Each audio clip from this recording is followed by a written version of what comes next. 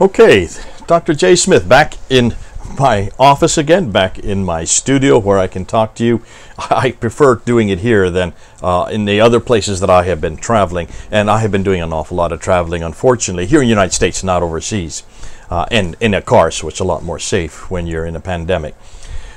But we've been going through an awful lot of material that we researched on the Qira'at, and you remember we talked about the Qira'at. We have been doing and unpacking it, looking at it, trying to come to terms with it because of the two scholars, Dr. Shabir Ali on May 19th and also Dr. Yasser Qadi on the 8th of June, a little over 2 months ago, who made really terrific. Well, they gave terrific admissions. Both of them admitted that there was more than one Quran. Dr. Shabir Ali tried to strenuously respond by saying, yes, but they don't change any doctrine. They don't change any practice or belief. And I've been putting up video after video looking at bits and parts and pieces of it. And I did say that sooner or later I will put it all together. And that's what I'm going to be doing now. I want to really put it all in one piece, all in one video, before I move on to the 7th century and the early 8th century, going into the manuscripts. Before I get into that material, I would really like to finish off this discussion concerning the Qira'at and the Ahruf. So what I'm going to do is I'm going to do a PowerPoint presentation like I do when whenever I teach my seminars. So this will show it. It'll be more visual. You'll be able to follow it. I'll have graphs on it. You'll see timelines, some of which you will recognize from past videos, but it's all going to be in one video here, in one place, so you can look at it all at one time. So without further ado, let's go ahead and let's start the PowerPoint. So the Qira'at conundrum is what I call it, assessing the many Qira'at Qur'ans by myself that I just finished in July, though we're in August. So what are the 10 areas we will investigate in this talk? Well, the first one we're going to talk about is what modern Muslim leaders claim. You've seen this before. I've already talked about it, but I want to go back to it just so we know what the claims are being made today by the modern scholars. Then we're going to look at the diacritical variants. We're looking at the 30 official ones and define what they are, because many of you probably don't even know what we're talking about. We're then going to go into the 30 official variant Qurans, and we're going to look and see where they came, what their dates were. I've got a few of them here. I'm going to show you some of them. From there, we'll move to how the Qira'ats were formed historically. What is it that we now know here in 2020, excuse me, in August. And then we're going to look at a question that came up, and that is, were there more than 30 Qira'ats? More than the 30 that are official. And look, from there we'll move to some of the variants. I've chosen a few here. I don't want to choose too many because we have, goodness sakes, there have been, the team there in London has now found 93,000 variants. There's no way anybody has looked at all those 93,000. Though they have tabulated them, nobody has had time. So I'm just going to pick a few of them just to show you what we're talking about, what we mean by variants, and also to help you understand that when we're talking about variants, these are not insubstantial. They are quite substantial, and some of them actually change the meaning, and in some cases change the theology, despite the protests from people like Dr. Shabir Ali against that. Nonetheless, I'll let you decide by showing you some of those variants. From there, we'll be moving into two of the most popular Qira'ats, the two most popular Qurans today, the Hafs and the Warsh. Now, I've got both of them right here. Here is the Hafs, which is the official one that's used by about 90% of the Muslim world, and this is the Warsh. This is the one that's used all over North Africa. And we're going to look more at, importantly, at these two. Why? Because these two are the most popular. Most of the Muslims today either follow this one or follow this one. They are different, and we're going to find out that there are about 5,000 differences between just these two Qurans. And we're not talking about the translations. We're talking about the Arabic writing, the Arabic text between these two Qurans. From there, we'll be moving into the 1924 Hafs text. We'll be looking at how it came to be, what were the reasons it was chosen, and whether or not that was a good choice. We want to ask how it was chosen and how it was canonized. And then we'll finish off with our conclusions. And the conclusions obviously will go into much more in depth as to what I am walking away with, what I think are the problems concerning this very discussion. So, join me and let's go with the first area. But before we do that, I want to look and see what modern Muslims claim about their Quran. And there are 5 claims. Let's look at them. Number 1, that the Quran is uncreated and exists eternally on clay tablets in heaven. That is actually internal to the Quran. It's found in chapter 85, verse 22. Secondly, that the Quran was sent down to Muhammad between 610 and 632 AD, though it had not been written down by the time he died in 632. We get that from Sahih al-Bukhari, volume 6, book number 61, hadith number 509. Thirdly, that the Quran was completed by the time of Uthman in 652, that was the completed text, and that's what Muslims claim today is the Quran, and that we get from al-Bukhari again, volume 6, book number 61, hadith number 510. Number 4, that the Quran is unchanged in the last 1400 years, and we see that because it says very clearly that the Quran cannot be changed in Surah chapter 10 verse 15 and also in Surah chapter 18 verse 27. Nobody can change God's word. And then number 5, that the Quran is guarded by Allah. So therefore the Quran we have today is exactly the same Quran that has always existed in those eternal tablets from Surah 85 ayah 22 in heaven, that was sent down to Muhammad, that was then finalized by the time of Uthman in 652, and has always been guarded so that it has not changed even today. And we get that from chapter 15 verse 9 of the Quran, Surah 15 verse 9. And as you're going to see from many of the scholars, in fact almost all the scholars, the Muslim scholars would say and agree that it has not changed, it has been guarded, so that the Quran we have today, every word, every letter, some would even say every dot, is exactly the same as it has always been, including that which exists in heaven. All right. Knowing that, let's then look and see what the Quran says about itself. And I'm getting this, and I'm using Hilali & Khan, which is the little blue Quran that I always use. And this is what we read in Surah 10, ayah 15. And when our clear verses are recited unto them, those who hope not for their meeting with us say, bring us a Quran other than this, or change it. Say, O Muhammad, it is not for me to change it on my own accord. I only follow that which is revealed unto me. Verily, I fear if I were to disobey my Lord, the torment of the great day. In other words, the day of resurrection. So there it's very clear in chapter 10, verse 15, that nobody can change the Quran. This is also repeated in chapter 18, verse 27, where it says, and recite what has been revealed to you, O Muhammad, of the book, which is the Quran of your Lord. None can change his words, and none will you find as a refuge other than him. So that's pretty clear in both chapter 10, verse 15, and in chapter 18, verse 27, that nobody has a right and is able to change the Quran. Are you getting that? Let's then now go to Surah 15, ayah 9, which says, verily it is we, this is referring to God, who have sent down the dhikr, which is the Quran, and surely we will guard it. And of course the author, Hilali & Khan, have put in parentheses, from corruption. We will guard it. So it's pretty clear from the Quran, from those 3 verses, chapter 10, verse 15, chapter 18, verse 27, and chapter 15, verse 9, that the Quran cannot be changed. It is guarded by God, therefore that it has no human intervention. Now, let's then go to the first area. And what does the first area say? What do Muslim leaders really claim? What do the modern Muslim scholars say? Some of this will be review for you. Remember, I did this before. Fethullah Gulen, who's an influential Turkish cult leader, he says the Quran's text is entirely reliable. It has not been altered, edited, or tampered with since it was revealed. All Muslims know only one Quran, perfectly preserved in its original words since the Prophet's death, when revelation ended. So it's very clear from his viewpoint that there is one Quran, unaltered and unedited and untampered.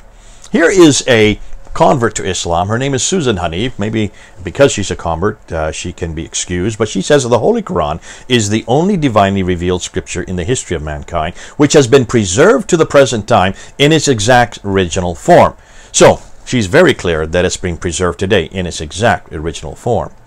We move on to Abdullah Yusuf Ali, the very popular translator of the Quran into English language. He did that in the 1930s, and his translation is considered to be the best. What does he say? He should know better than Susan Hanif, because he has been a Muslim all his life and is one of the top scholars in this field. So what does he say? So well has it been preserved, both in memory and in writing, that the Arabic text we have today is identical to the text as it was revealed to the Prophet. Not even a single letter has yielded to corruption during the passage of the centuries. Not a single letter has changed, he is saying. Let's move on. Maulvi Muhammad Ali, influential Pakistan theologian, he is part of the Ahmadiyya movement. He says the Quran is one and no copy differing, and even a diacritical point is met with. There are and always have been contending sects, but the same Quran is in the possession of one and all. A manuscript with the slightest variation in the text is unknown. So he's even going much further than the others have gone and saying not even a diacritical mark. We're going to get into that. That's what these are. But those very basically are the 5 dots that are put 3 above the line and 2 below the line to be able to distinguish one letter from another, which were added at a later date. So he's saying that not even a diacritical mark, not even one of these dots has changed in the last 1400 years. Woo, that's a mouthful. We move on to Dr. Shabir Ali, a good friend of mine, and he has said in a debate he had with Tony Costa there in Canada, we have a copy of the Quran dating from 790 AD in the British Museum. That's the manuscript, the 2165 manuscript. Folks, that's 1,300 years ago. And we can compare that with what we're reading today, and we find them to be exactly identical. Now, he is correct. It is about 1,300 years old. It's not 1,400 years old. It's a much newer text.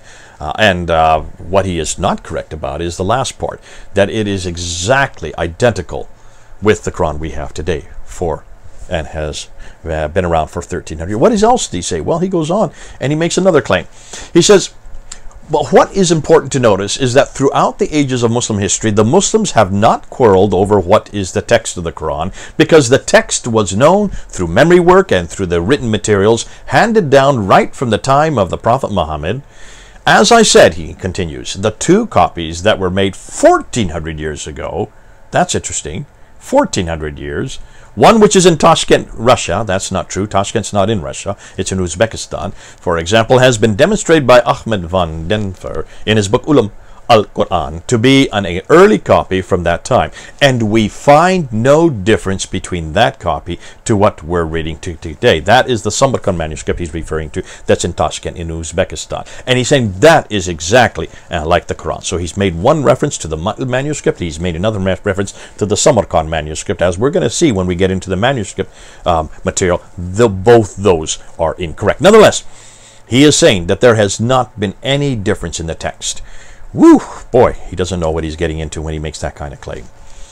Dr. Yasser Qadi is the one that we've been highlighting in the last 2 months because of what happened on June 8th, and he says this: Uthman standardized the copies of the Quran, and from his time up until our time, there has not even been 2 copies of the Quran that are different, even 1 letter or 1 word. Let me emphasize that. So he's saying here not even 1 letter or 1 word has changed. 1 letter or 1 word. Ooh, The Quran is the most protected of all scriptures, and God has protected his Quran from any kind of alteration, deviation, miswriting, because he says he is going to protect it.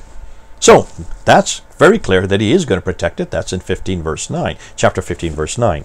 All Qurans, even up to our time, conformed letter for letter, word for word, with the Uthman Musaf. To this day, there is no different version of the Quran. There is but one Quran.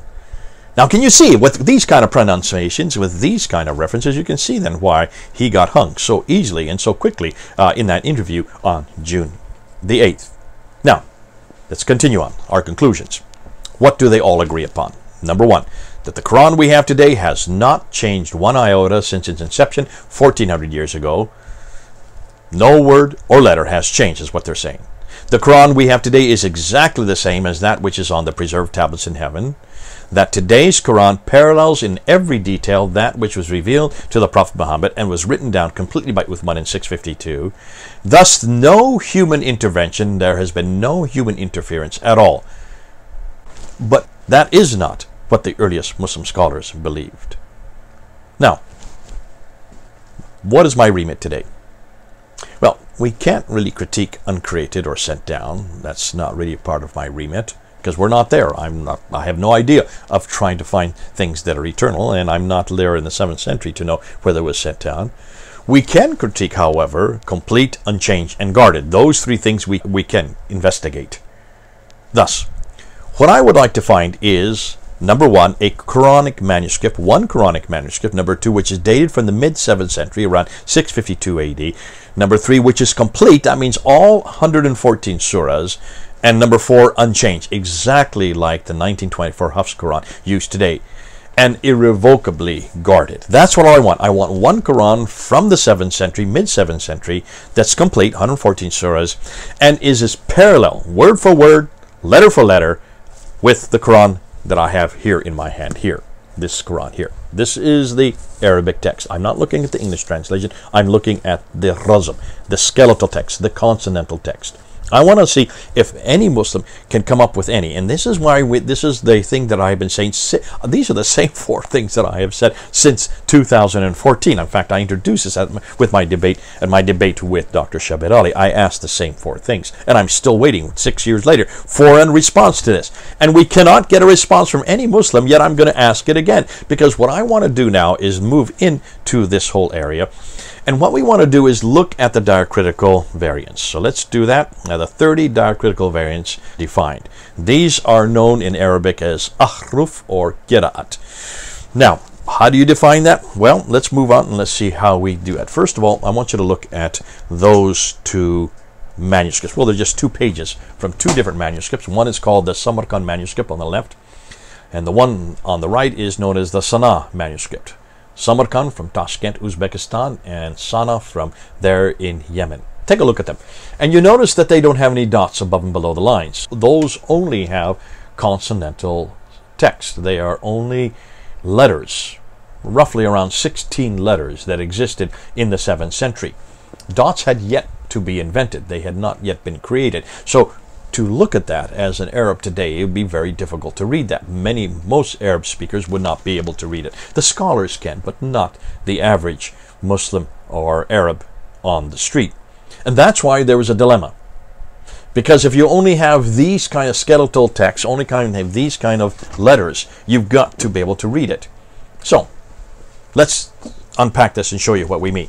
Now, today, in today's Arabic, there are 28 letters.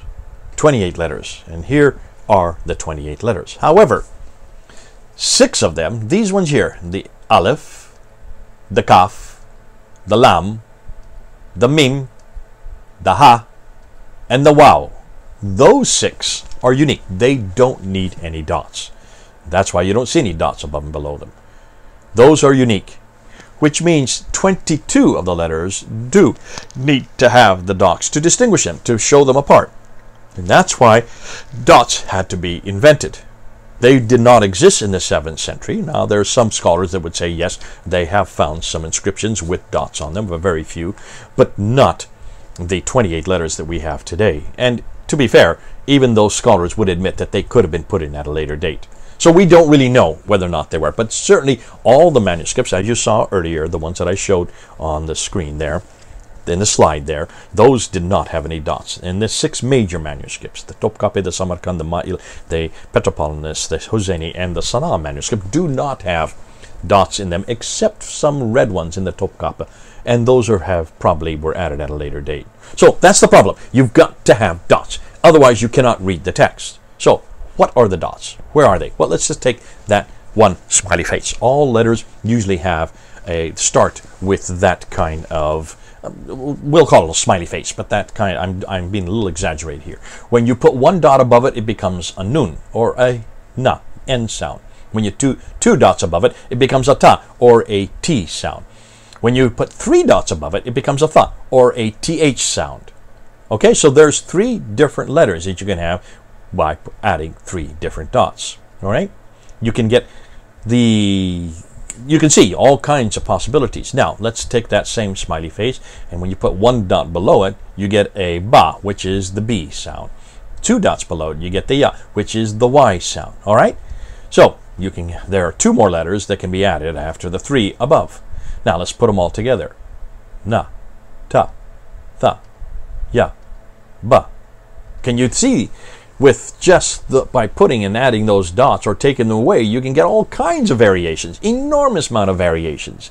And so you can see why this is the dilemma. Once the dots were invented, then of course you had to decide which dots go with which letters to make up which words, which make up which sentence, and you can get hundreds, you can get thousands of variations depending on where you put the dots. In fact, if you just take three smiley faces together like you look there, see the three smiley faces? If you put dots above and below the line, you can get upwards of 19 different words. It could be house, it sprouted, stayed over, a girl or a daughter, she built, stood firm, grew, we repent, he repents, she repents, he spreads, she spreads or broadcasts, we spread or broadcast, he fixed, she destroyed, we destroyed, you destroyed, it was destroyed, or I repented. So you can imagine that by putting the dots there, you can get so many different variations. You can imagine that what would happen when you have different people putting the dots there at their leisure, you're going to get enormous different results. And that is how the diacritical marks began and caused the dilemma that we have today. Now, let's then move on to the 30 official Qur'ans, variant Qur'ans. All right? Once you have all these dots, now did I talk about the vowels? There were three vowels as well. The Dhamma, the Kasra, and the Fatha. The Dhamma is the U sound, that's the vowel. The Kasra is the E sound, which is below the line, and the Fatha would be the A vowels. So you have the U, the E, and the A vowel. Those vowels were also added in the 8th century.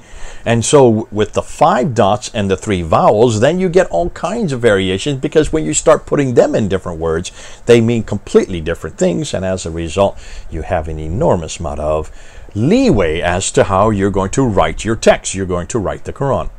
So what are the texts that were then finally written down? Let's look at them, and let's look at the 30 official variant Qurans. Now, here they are, all on one slide. I put them all up here so you can see them, and I put them in different colors so you can by color coding them, you can see why they're important. And to be fair, I'm going to go through all these, but this is actually this list of names I got from Wikipedia. You can get it on Wikipedia. That's right out, open to the public. These are the 30 official readers and transmitters. These are the 30 official ones that are recognized by the Muslim authorities today. On the left side, you can see 1, 2, 3, 4, 5, 6, 7. Those are in green. Those are the 7 readers, the most important of the 7 readers. Nafi from Medina, Ibn Kathir from Mecca, Abu Amr, Ibn al-Ala from Basra, the city of Basra, Ibn Amir from Damascus, Asim Ibn Abi al-Najud from Kufa, Hamza al-Zalyat from Kufa, and al-Qasai from Kufa. Now, so you can see that 1 is from Medina, 1 is from Mecca, 1 is from Basra, 1 is from Damascus, and 3 are from Kufa. That we'll get into a little bit later as to why that's important. So look at the dates. We'll be getting into the dates a little bit later, but you notice that the earliest of all these readers is number 4, Ibn Amir from Damascus. He died in 736. That is the 8th century. That is a good 100 years after Muhammad. So it's obvious, and if he is the earliest of all of these that you see on that slide, that means he did not live at the time of Muhammad, nor did he even live and do his work at the century that Muhammad lived or died. So how was he chosen? Well, he was chosen by the man right below it, Ibn Mujahid, who died in 936. That's 300 years after Muhammad. Below that, then, we see the 3 in red. That's another 3 that were chosen much, much later by Al-Jazari. Look at his date, 1429. That's the 15th century. So he chose Abu Jafar from Medina, Yaqub al-Yamani from Basra, and Khalaf from Kufa. Again, 3 plus 7 makes 10. I'll be showing this on a timeline so you get it more interesting. I just want to introduce them to you now. Then on the right side are 2 more lists. Those are all in purple. And those are the transmitters. They are the students who come after each one of the readers. The readers are the most important. So the 10 are by far the most important.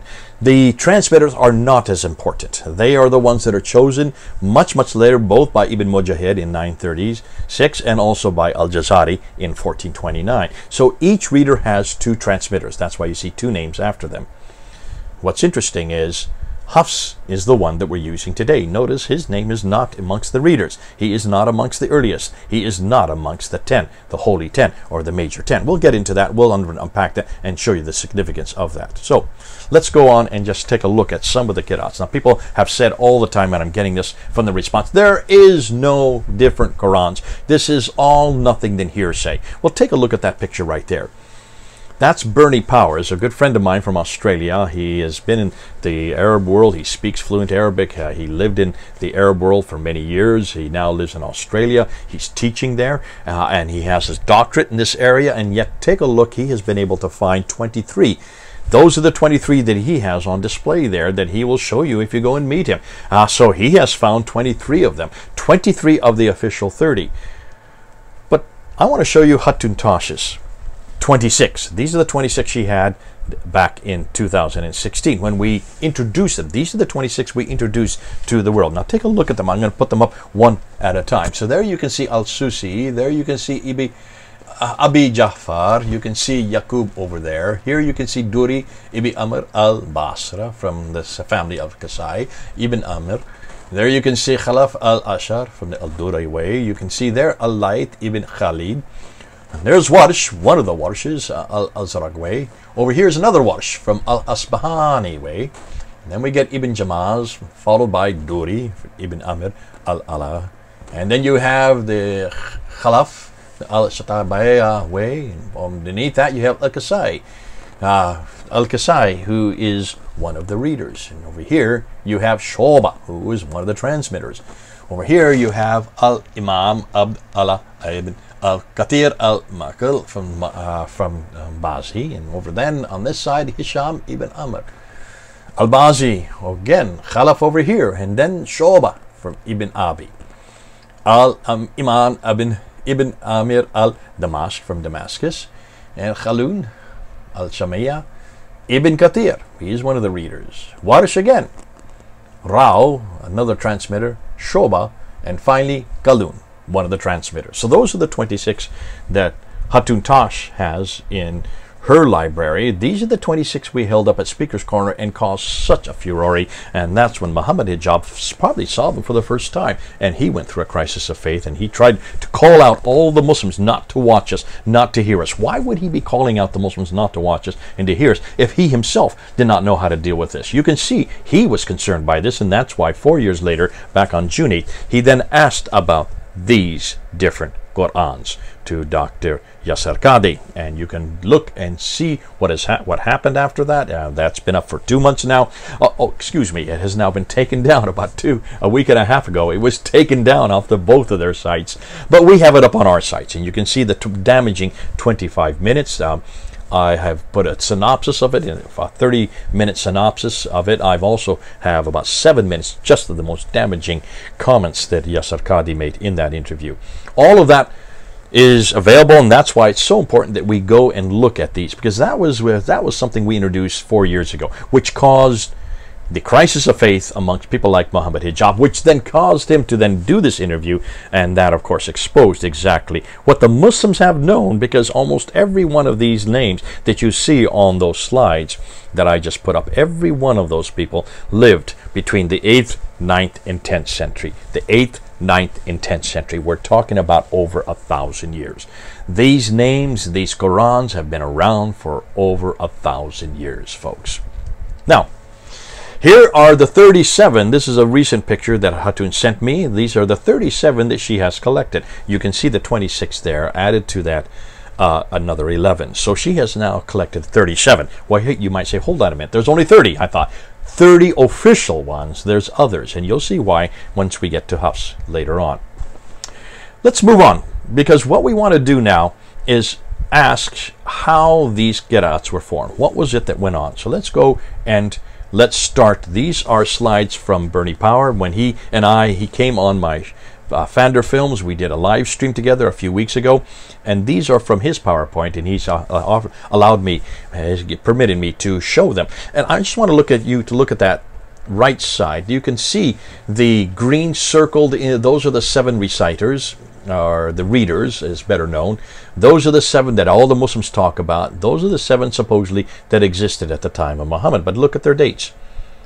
Muhammad was over on the left. He died in 632, so there's no way they could be living at the time of Muhammad. So this must be another 7, not the original 7. Okay, that's good. Let's keep to that. There are ones that are circled in red. There are 3 there. Khalaf is off to the right. Those are the other 3 that were added to the 7 to make the 10. And you can see on the right side, those 10 then are the ones we are going to move into. Now let's look at this. I just want to unpack one of them, because what kind of generations did it get to one of those readers? Look at Asim, generation 3. Asim down there, he died in 774, so he died in the late 8th century. How did he get his material? According to tradition, Muhammad died in 632. He got it via Ubay ibn Ka'b and Uthman and Zayd ibn Thabit and Ali. So he got it through those who came through Abu Abdul Rahman al-Sulami, came then to Asim got him. So here's the problem. Generation 1 and Generation 2, we don't have anything from them. Nothing. Nothing exists from Generation 1, even Generation 0. We have nothing from Muhammad. We have nothing from Generation 1 or Generation 2. We only begin with Generation 3. So that's the first of the Qur'ans that we get. And Asim's is one of the later ones. He died in 774. So remember that as I'm going through this. Remember the dates, because the dates are going to show you why this is significant. Now let's go look at this one. Here is Nafi. Nafi from Medina. Nafi died in 785, so he died at the late 8th century. He is Generation 4. So there was another generation in between him and Muhammad from what we saw earlier. Now, Muhammad died in 632. We have Ubay ibn Ka'b, and he is from Syria, so his comes from Syria. It does not come from Mecca or Medina. He goes through those other names for second generation, and then he goes through another generation, a 3rd generation, before he gets to Nafi. So Nafi finally writes it down in the late 8th century. But what happened to Generation 0, 1, 2, or 3? We don't have anything. It's all hearsay. It's nothing more than oral tradition. Can you see the dilemma for anybody trying to stipulate that Nafi is one of the readers that gets it directly from Muhammad? There are 3 generations that are between Nafi and Muhammad, none of which exist today. They don't have any, what I mean is none of their writings exist today. There is nothing to support either Generation 1, Generation 2, or Generation 3. We only begin with Generation 4, and then of course the transmitters are Generation 5, which come after, and that's where you get Wash in Kalun. Now, what I'd like to do now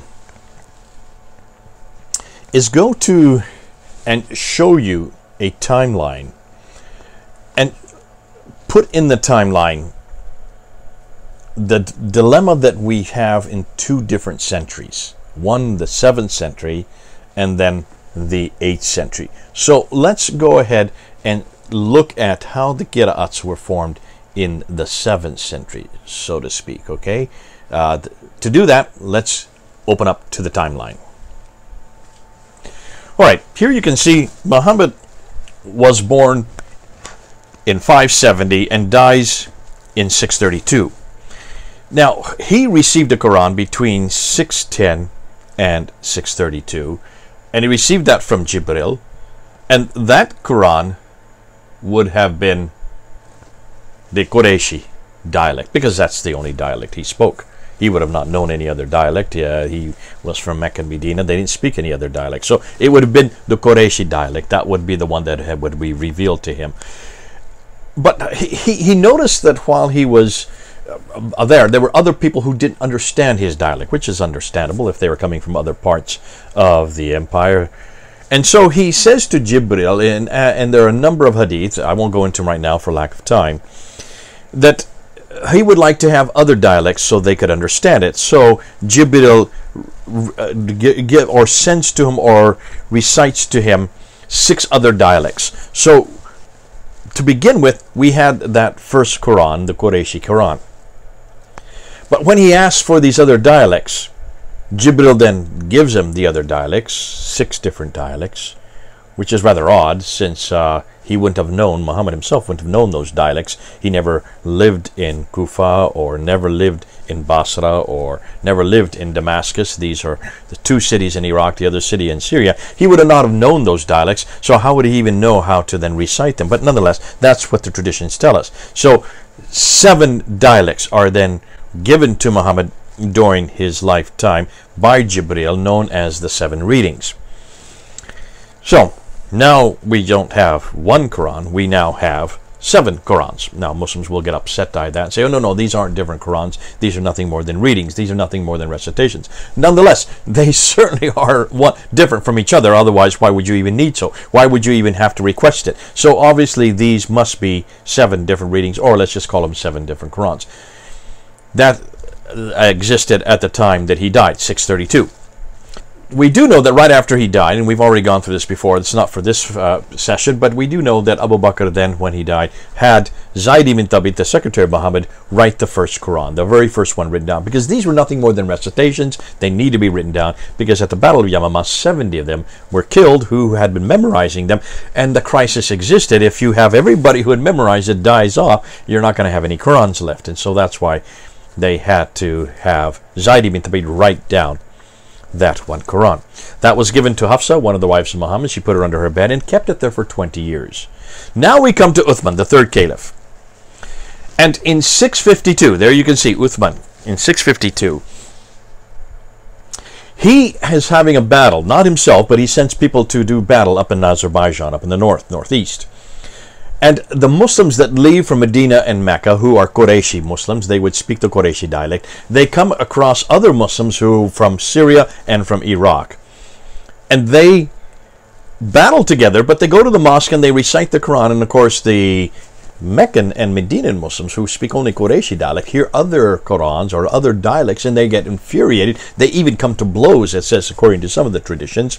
And so Hudayfa, one of the leaders, comes back down to Medina, and he says to Uthman, what are we going to do?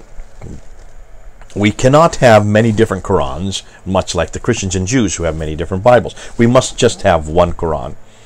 And so he asked Uthman to write the Quran in just one dialect, the Qurayshi dialect, which Uthman agrees to. He brings Zayd ibn Thabit out of retirement and has him take that one copy that was given to Hafsa, the one of the wives of Muhammad, put under her bed, and he asked him to bring that copy and then to rewrite the Quran in the Qurayshi dialect. Very important, the Qurayshi dialect. That means the dialect that Muhammad spoke. That would be the dialect that the first Quran was written in. That would be the dialect that supposedly, therefore, is in heaven.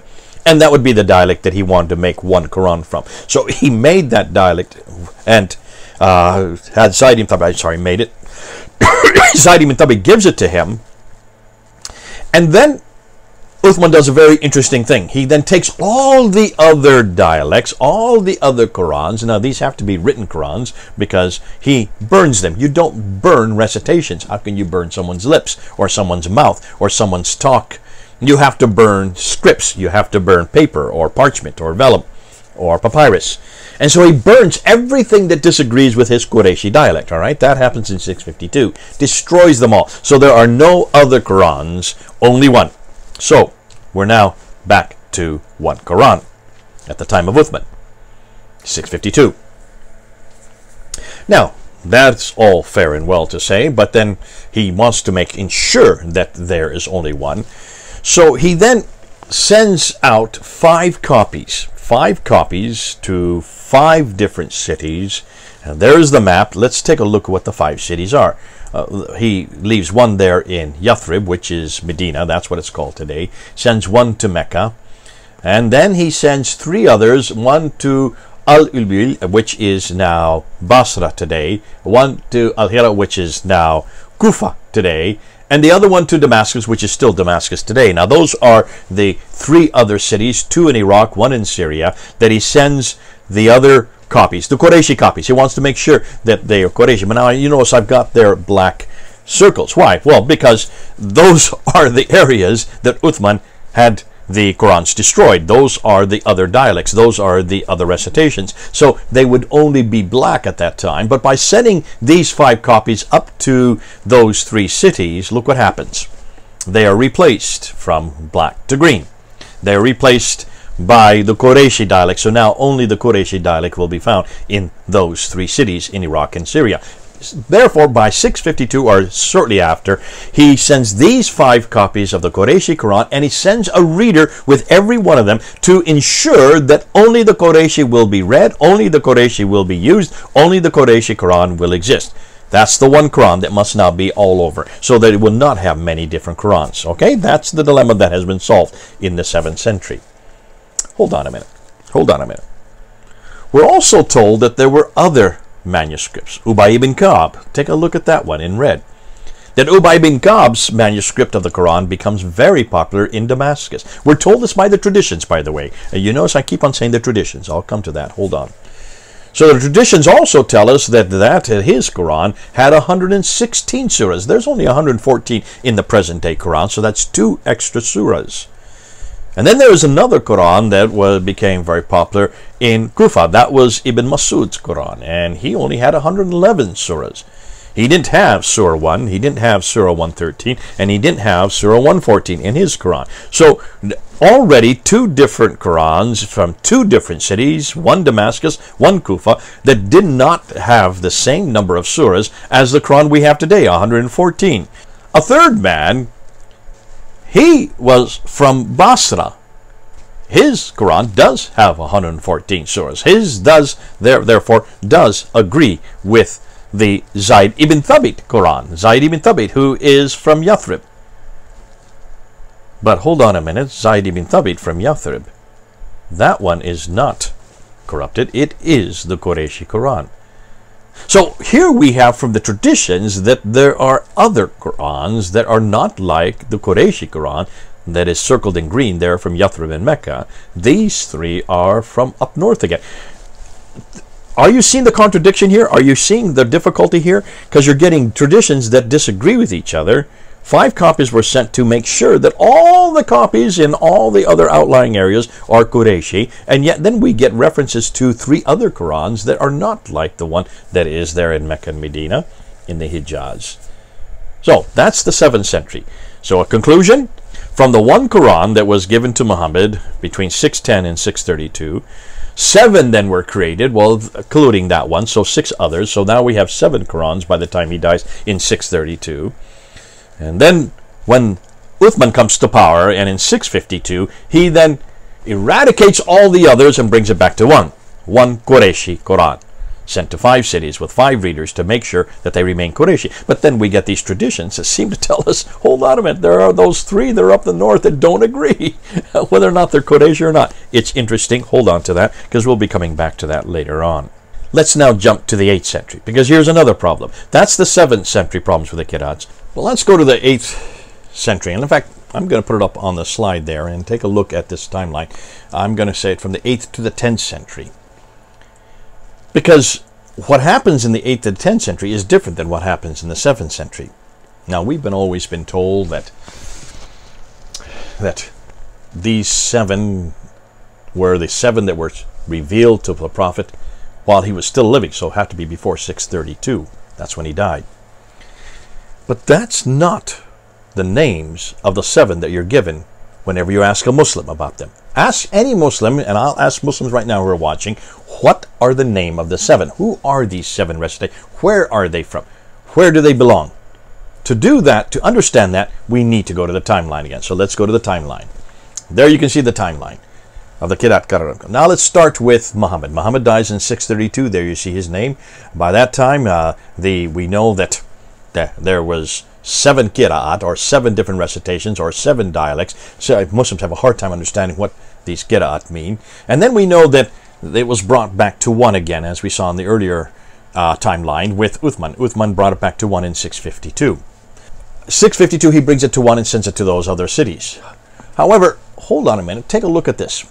Ibn Amir. This is the first of the 7. This is the first of the 7 that is written down. His name is Ibn Amir from Damascus. 736. Look at his dates. Now, I have Ibn Amir here. In fact, let me just show you. I have Ibn Amir right here. This is Ibn Amir. See? Qira'at Ibn Amir. Right there in the Arabic. You can read it. Or if you can't, now you can read it. I just bought this. I just got this 2 weeks ago. You can buy it online. You can buy these Qira'at. They're not trying to hide them. They've been around for 1,000 years, as you can see from the date that's on the timeline. I just bought 7 of these different Qira'at. 4 of them of the ones I'm just going to show you now. And this is the first. So he is the first, and he is the one that writes down the first Qur'an, the first Qira'at in 736. 736, go back to the timeline. That's a problem, right? Why? Because 736, well, that's a whole 100 years after Muhammad. Over 100 years after Muhammad. If Muhammad dies in 632 and he dies in 736, and you assume that he does his work within the last 20 years of his death, that means he didn't even do his work, he didn't do his writing in the same century that Muhammad lived. So this is the 8th century, almost 100 years later, you get the first of the Qur'ans, the first of the Qira'at Qur'ans written down. And then you get Ibn Kathir. Well, I've got Ibn Kathir as well. Here's Ibn Kathir. Ibn Kathir is from Mecca. Ibn Amir is from Damascus. So the first one, the earliest one, is from Damascus. It's not even from Mecca or Medina, but the second one, 738, he dies in 738, and his is from Mecca. So he would be Qurayshi. This would be a Qurayshi dialect, okay? This comes, again, over 100 years after Muhammad. Let's go back to the graph again. And then we have Asim ibn Abi al-Najud from Kufa, for that's Iraq, and that's where Hafs is going to come in. But hold on a minute, let's talk about that later. So there you have Asim, and then you get Abu Amr ibn al-Ala. Now, what's interesting, his is 770, so you're getting quite a almost way into the 8th century. After him comes Hamza az-Zayyat. He is also from Kufa. And then we get way up there, Nafi from Medina. Now, he would be Qurayshi, like Ibn Kathir, who's from Mecca, and he's from Medina. They would be both Qurayshi. And then we end with the last of the 7, Al-Qasai. Now, I have Al-Qasai. Here he is, right here. Qira'at Al-Qasai. You can read it there in the Arabic. So, his would be the last of the 7. The Holy 7. The Amazing 7. There they are on the graph. So these are the 7 who are from the 8th century. None of them are from the 7th century. They all begin to appear about 100 years after Muhammad. So when you ask Muslims, are these the 7 that Muhammad received? And they say, yeah, these are the 7 because they're the same number. No, they're not. Take a look at the dates. So did Muhammad choose these 7? Almost every Muslim I ask this question, they say, yes, Muhammad. No, he did not. So who chose these 7? Go to the timeline again. There he is, Ibn Mujahid. 936, he is the one that chooses those 7. But look at his date. 936 is 300 years after Muhammad. That's 300 years later. Ibn Mujahid is the one that's responsible for choosing these 7. And these are the 7 that Muslims think are the same 7 that Jibril gave to Muhammad way back there in 632. No, they're not. You can see they're much too late. But then there's another 3 that are added to that. Abu Jafar from Medina, he dies in 748. Yaqub al-Yamani from Basra, he dies in 821. And Khalaf from Kufa, who dies in 844. Who chooses them?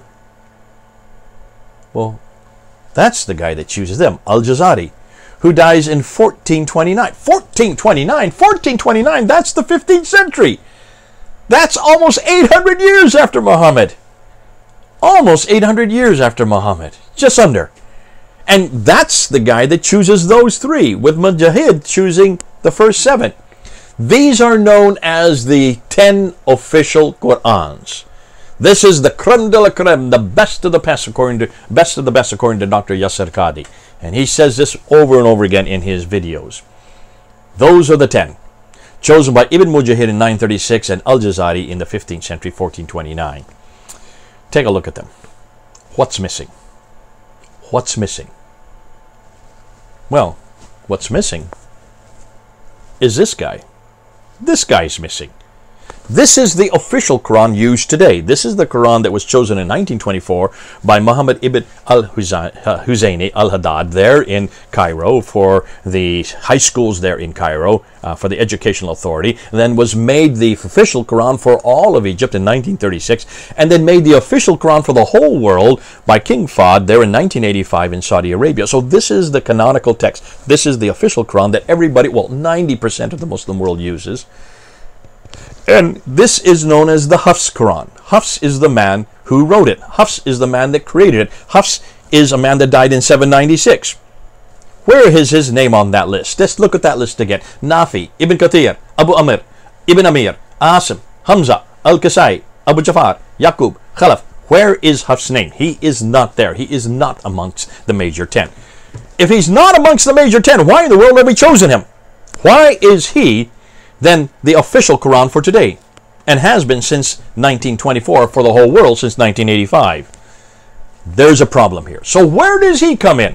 Where does he come in? Well, let's just look at the back, and I want to just put up Abdul Malik. Take a look at Abdul Malik. Notice that all of these 10 come after Abdul Malik. I'm going to keep reminding you about Abdul Malik. You'll see I have an agenda here, and I'm going to keep slapping him up and down, every once in a while on these timelines, because I want you to remember that everything we know about Islam, everything we know about the Quran, everything we know about Muhammad, or the people called Muslims, or the religion called Islam, comes from him. And notice all of these are after him. All of these that you see listed on the screen there are after 692. Not one of them is before 692. Nonetheless, what then and where does Hafs come in? Or even Warsh come in? Warsh is the second most popular. To understand that, let's go back to the timeline again, and let's look at them, because there are more. There are a lot more. There you have Qalun and Warsh. They come from Nafi. So they are what we know as the riwayat. These are the rawis who come, or the students, or the transmitters. They're given many different names, but they are the ones who come in the family of Nafi from Medina. So they must be from Medina as well. Well, no, Warsh is from Egypt. So that doesn't even work. But more than likely, what you will find is they all come from the same city that their master comes from. Now, they don't know the master necessarily, because you can see by their dates that they weren't always around at the time that master was living. But they are supposedly within his school. However, the fact that they have different names and the fact that they have different Qurans suggests very clearly that they don't have the same Quran as even their masters, which is in and of itself a curiosity. Let's look at Ibn Kathir. What are his two transmitters, or Qira'ats, where you have Al-Bazi, who died in 864, and Qunbul, who died in 904. That's the 10th century. You can be pretty well sure that he knew nothing about Ibn Kathir, never met him, but nonetheless, he is from the same school, though he has a different Quran. None of his, or Al-Bazi's Quran, is like Ibn Kathir. When you get to Abu Amr from Basra, he has two, Al-Duri and Al-Susi. When you get Ibn Amir from Damascus, he has two, Hisham and Ibn Dakwan. When you have Asab ibn Abi Najud, you have there Shuba, and there is Hafs. Now, I have Shuba here. Here is Shuba. Now, here is Warsh. Actually, I have Warsh as well. And then you can see Shuba here. There is Shuba. So I have Shuba. Those are two of them. And I also have, looks like I have Qalun. So here is Qalun. He is one of the readers, or sorry, one of the transmitters from Nafi. Also, I have Warsh. So these two are two of the transmitters from Nafi. These are the two that come many years after. Nonetheless, these are in the same stable, yet they are not the same. They are not the same. Odd, isn't it? And then Shuba, when you have down here from Asim, he and Hafs are from the same stable, from the same family. They're from Asab ibn Abi al-Najud from Kufa. They're both from Kufa. But they're not the same, nor are they same with Asim. It just gets more and more weird as the further you go on. Let's go to Hamza. Hamza al-Zaya from Kufa. He also has two, Khalaf and Khalad. And then Al-Kisai, who I have here, he has two, Alayt and Al-Duri. Now, if you look on all of them, we now have 21 official Qurans. All right? 7 green ones, and then you have 14 purple ones. 7 green ones are the readers. They're the official ones, the major ones. And then you have 2 from each one of those, which makes 14, a total of 21. But the other 3 also, the ones that were introduced by Al-Jazari, they also have 2. So Abu Jafar has Isa ibn Wardan from 777, Ibn Jumaz from 787. You have Yaqub, who has Ruwais from 853, and Rao from 849. And you have Khalaf, who has Ishaq from 899 and Idris from 905, which now makes it a total of 30 official Qur'ans. There's the 30 official Qur'ans. That are their dates. Notice that not one of them, Hafs and Warsh are there. Take a look at Hafs and Warsh and you will see that they are the two that are most important, the most popular today. But all of them come after Abdul al-Malik. That's why I bring Abdul al-Malik up again. You've got to keep understanding why I'm bringing him up again. Because everything that Muslims are looking to, everything that Muslims are really dependent on, comes from after 692. From the 8th, 9th, all the way up to the 10th century for Idris in 905. Chosen by Ibn Mujahid in the 10th century in 936 for the first 21. And then Al-Jazari for the next 9 in 1429. So that is a 15th century. So it takes them 800 years to get to these 30. And these are the official 30. Chosen by the 15th century, they're all chosen. And these are the 30 now that our good old friend Muhammad Hijab was asking Yasar Qadi, which of these 30 are you going to write in that blank piece of paper, that blank Musaf? Tell me which of the 30. And what was his answer? After 25 minutes of being badgered and finally saying, I don't want to talk about it. We don't talk about this in public. This is something you have to go deep into to understand. Remember what he finally said? You remember what he finally came up with? Remember what his answer was? They're all the Quran. You just take a little bit of Hafs, you take a little bit of Hamza, you take a little bit of Qunbul, you take a little bit of Ibn Kathir, you just take a little bit of all of these. Just take a little bit from here, a little bit from there, a little bit from there, even bring a little bit of this into it. Bring them all together, and what do you get? You get the Quran. I can't hold any more. These are heavy, so I'm not going to put up any more. Because can you see the problem with his answer? His answer was basically, they're all the Quran. You just mix it up and mix it up. And what he finally responded with is that any good Muslim will then know it's the Quran. Why? Because the Quran is preserved. The Quran is guarded. The Quran is not corrupted. He just went into that mantra. And that's all that he could say. Because how do you deal with that? Take a look at that again. Just look at all of those. 30 of them. How do you deal with it? Not one of those 30 are the same. Not one of those 30 have the same words. They do not have the same sentences. They do not have, therefore, the same meanings. And in some cases, do not have the same theology. Hatun brought this up a few years ago. This is her graph, so it's a little bit out of date, but I just want to show you I want you to look at those brown clouds over there on the right and just take a look at, there is Al-Bazi. 1094 is printed there. What does that mean? That means there's 1094 that her team has found that are different in Al-Bazi's text from that of Hafs. There you see Hafs. And he died in 796. And every one of those clouds show you how many differences, how many words or letters are different in their text from that of Hafs. Take a look at Hisham, 1300. Khalaf, 2600. Khalad, 7200. Abu Allah al-Harith, 5,000 differences. 5,000 differences. So you can see these are enormous amount of differences. And this is just the ones they have. So in just looking at 23 of the 37 she now has, just 23, her team there in London have been able to come up with 93,263 differences. 93,000 differences. Folks, that's not insubstantial. That is hugely substantial. That's why no wonder Yasar Qadi said this is something that gave him a crisis of knowledge when he was there at Yale University. He didn't know how to deal with this. He didn't know how. He still doesn't know how to deal with this, even after 25 minutes of being badgered by our good friend Muhammad Hijab. He finally just said, they're all the Quran. What a way to give up. No wonder, he says, we feel like emperors with no clothes on. That's exactly how these Muslim scholars feel today. That's the hole in the narrative. Now, here's another question. Where is the source for everything I'm saying? Where am I getting this all from? Who is the one that actually tells us all this? Am I just making it up? No, I'm not. Let's go back to the timeline and let's see where all of this is coming from.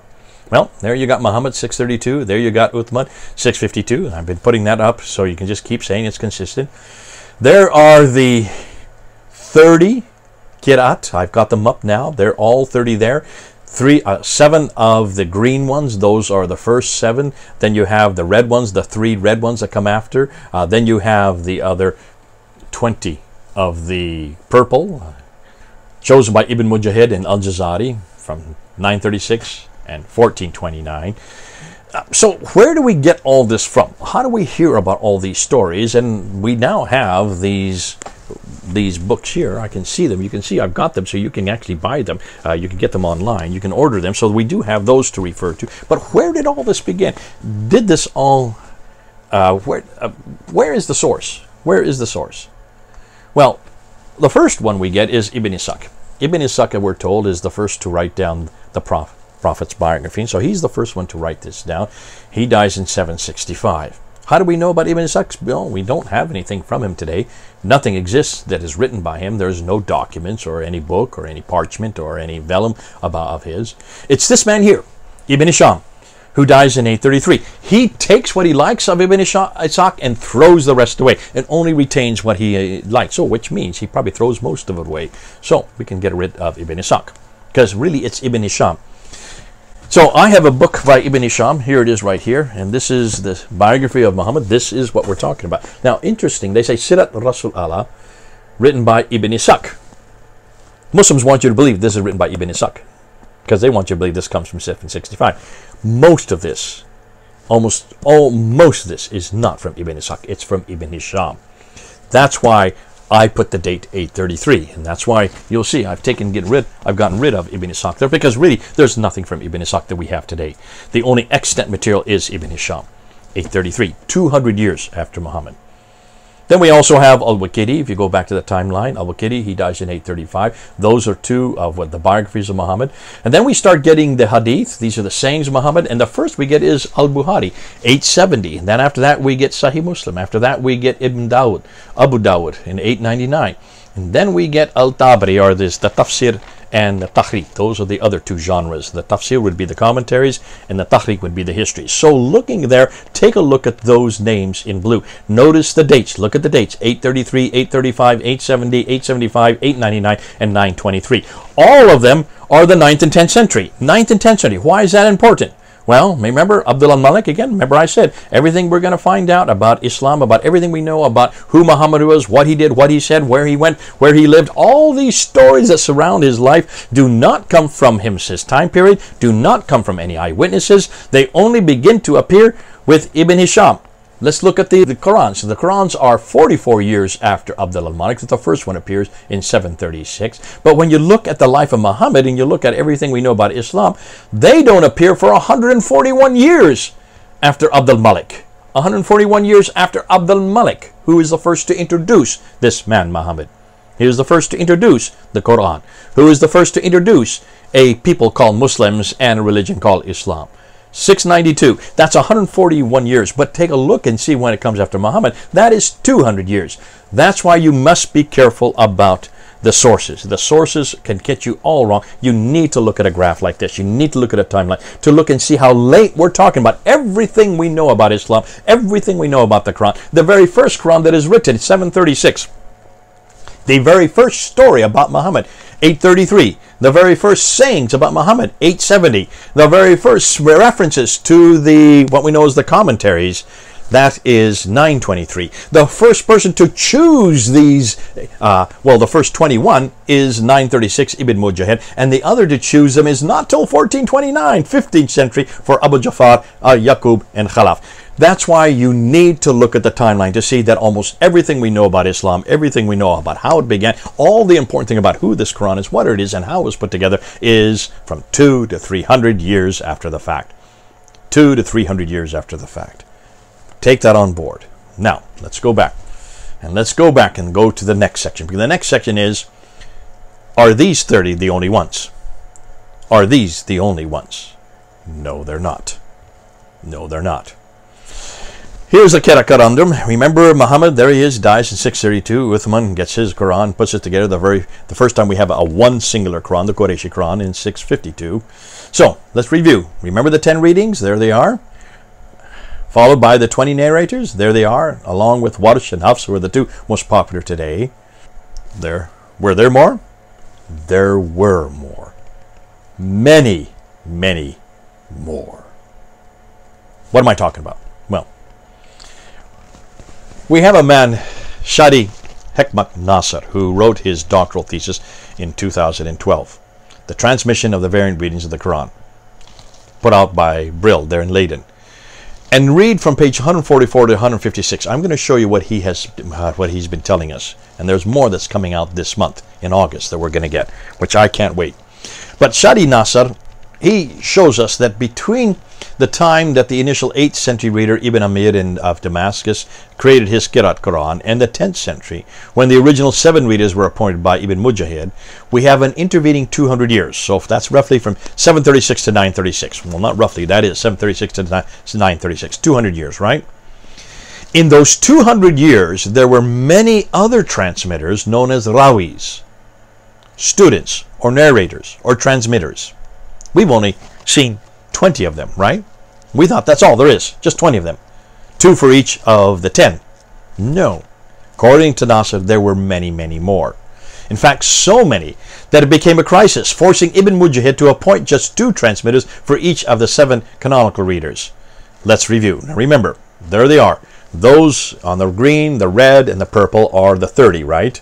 And then we've always been told that Ibn Mujahid and Al-Jazari chose the 10 readers and the 20 transmitters. That's what we've been told, right? That's just a review of what you've already seen. However, now we find that there were other scholars besides Ibn Mujahid who chose the rawis from the initial 7 readers. Al-Dani, for instance, who died in 1053, so he was just about 100 years after Ibn Mujahid, he had a separate list of rawis, transmitters. For Nafi, he had 4 rawis. For Ibn Kathir, he had 3 rawis. For Abu Amr, he had 2 rawis. For Ibn Amir, he had 5 rawis. For Asim, 4 rawis. Hamza, just 1 rawi. For Al-Kisai, 5 rawis. A total of 24 rawis, or narrators or transmitters. That's 10 more than Ibn Mujahid. So Ibn Mujahid is not the only list. There were other lists. Al-Dani, for instance, died in 1053, writing in roughly 100 years later. But that's not the only. There's yet another scholar, Abu Ali al-Maliki, who died in 1046. 10 years later, he also had a separate list of rawis, or transmitters. For Nafi, he had 4 rawis. For Ibn Kathir, he had 2 rawis. For Abu Amr, he had 3 rawis. For Ibn Amir, he had 2 rawis. Asim, 2 rawis. Hamza, 4 rawis. Al-Kisai, 8 rawis. A total of 25 of these narrators or transmitters. That's 11 more than Ibn Mujahid. Ooh, So you can see this is not the only list we're talking about. There are other myths that were coming out of the tradition that show us that they weren't even in agreement. But what are these rawis, these transmitters? What are we talking about? Well, Nasr helps us out.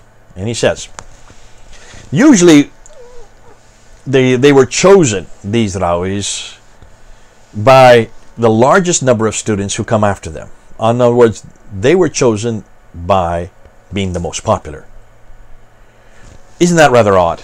You choose someone's text because he's the most popular, because he has a lot more of these lines coming to him and a lot more leaving him, because not a lot more that followed him. But even those that followed him didn't agree with him. But yet you choose him because he's so popular. That's a reason for choosing someone's text? That is not textual criticism, folks. Textual criticism has nothing to do with popularity. It has to do with which text is closest to the original, or that which is the least deviant. This is what we do with biblical textual critical analysis. We always look at later texts and delineate which of these later texts were exactly like the former. You look at text with text, book with book, looking at word with word, sentence with sentence. And if it is the same, then you hold on to it. If it isn't, if in doubt, throw it out.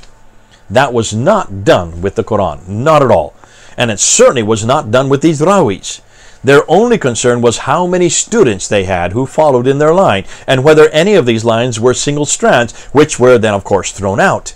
So the question is, how do we know if any of the rawis between the 8th and 10th centuries had anything comparable to the readers they are associated with? We don't, because no one's done this test. And Ibn Mujahid and Al-Jazari were not interested in that. That is not the criteria they use. Their criteria was one and one alone, and that was popularity. Who was the most popular? The fact that they even had different texts didn't even concern them. It was not even a problem for them. And yet you would think if you had let's just say, if you had Nafi from Medina, and he had Qalun and Warsh that comes after him, you would think that the reason to choose Qalun and Warsh is because they were exactly identical to Nafi. They were nothing like Nafi. It wasn't even important, because no one was looking at the text to see whether or not they were the same. Now, Did they always choose those that were most popular? No. What about this guy here? What about Warsh? This one right here. What about this guy?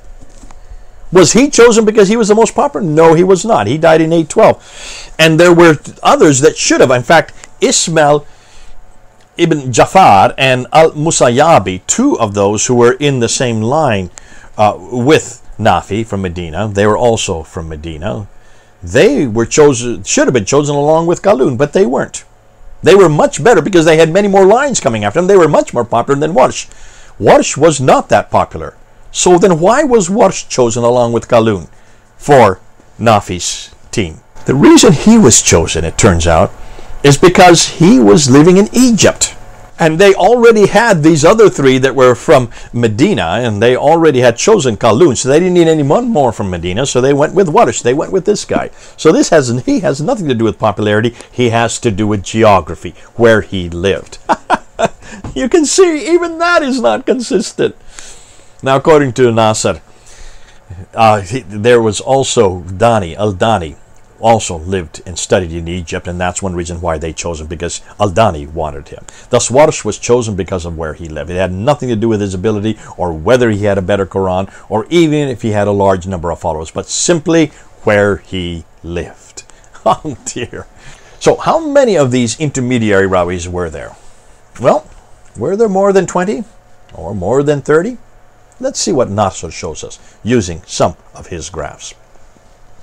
Here's the first one. Here's the Qira'ats between Ibn Kathir from Mecca and Ibn Mujahid. So between 738 and 936. So there you have Ibn Kathir, and here you have Ibn Mujahid. Take a look at all those names. What did Ibn Mujahid choose for the two transmitters, or the rawis? For Ibn Kathir, he chose Al-Bazi over here, and he chose Qunbal over there. What could he have chosen? Well, if you look at all of them, that's 59 different Qur'ans. That means he could have chosen any one of those 59. He only chose those two and threw the other 57 away. They were all individuals who wrote their own Quran. So every one of those names that you see on that graph there were different students that had come from the line of Ibn Kathir, though they didn't know Ibn Kathir, but they came from his same stable. And only Al-Bazi and Qunbal were chosen, because only two could be chosen. That's 59. Let's look at Nafi here and Ibn Mujahid. So between Nafi and Ibn Mujahid, 785 to 936. Who did he choose? Well, as I said earlier, he chose Qalun and he chose Warsh. And the reason he chose Qalun is because he came from Medina.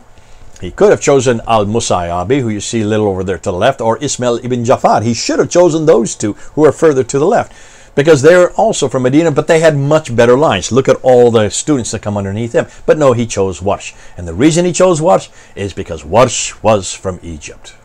So, 63 different Qira'ats, Qurans, that were in that family. All written down. Every one of them written down, and none of them like Nafi. Now, let's look at another one. So now, here you have Abu Amr ibn al-Ala. He is from Basra. And there's Ibn Mujahid again. Which is the two that he chose? He chose Al-Duri and Al-Susi. He could have chosen 65. There were 65 in that family of reciters. 65, but he only chose 2, throwing out the other 63. Now, let's start with one more, Asim. Asim from Kufa. There's Ibn Mujahid there. Who did he choose? Well, he chose Shoba, who I have here, and Hafs, which I also have here. How many could he have chosen from? There were 91 different Qira'at Rawis. 91 of them. Every one of them written down. 91. He threw out 89 and only kept those 2. So let's look at this and let's just conclude with this. Well, we know the Qira'ats between Ibn Kathir and Ibn Mujahid were 59. We know that the Qira'ats between Nafi, Medina, and Ibn Mujahid there were 63. We know that the Qira'ats between Abu Amr and Ibn Mujahid were 65. And we know the Qira'ats between Asim and Ibn Mujahid were 91. Total of 278 if you add those 4 up. If you want to therefore average them out for the 4, that would be 70 per the readers. That would be a total of almost 700 different written Qira'at Qurans for the 10 Qira'at narrators. We're just looking at 4 of them out of the 10. If you have 10 of them, and they average about 70 per reader, that would almost be 700. 700. Ooh, we could be looking at 700 different Qur'ans. 700 different Qur'ans. We only have 30 official ones, but they were chosen out of 700 of them that they could have chosen it. Folks, can you then see why there's a huge hole in the narrative and why Yasir Qadhi says we do not talk about this in public? Please don't ask me this. Please don't have me put an answer. And yet he was willing to say at the end of that interview that all of them are the Quran. Is he willing to say that all 700 are the Quran? All 700 of them? Can you see? It just gets better and better and better. That's why this is making my job so easy. Let's move on. Let's move on.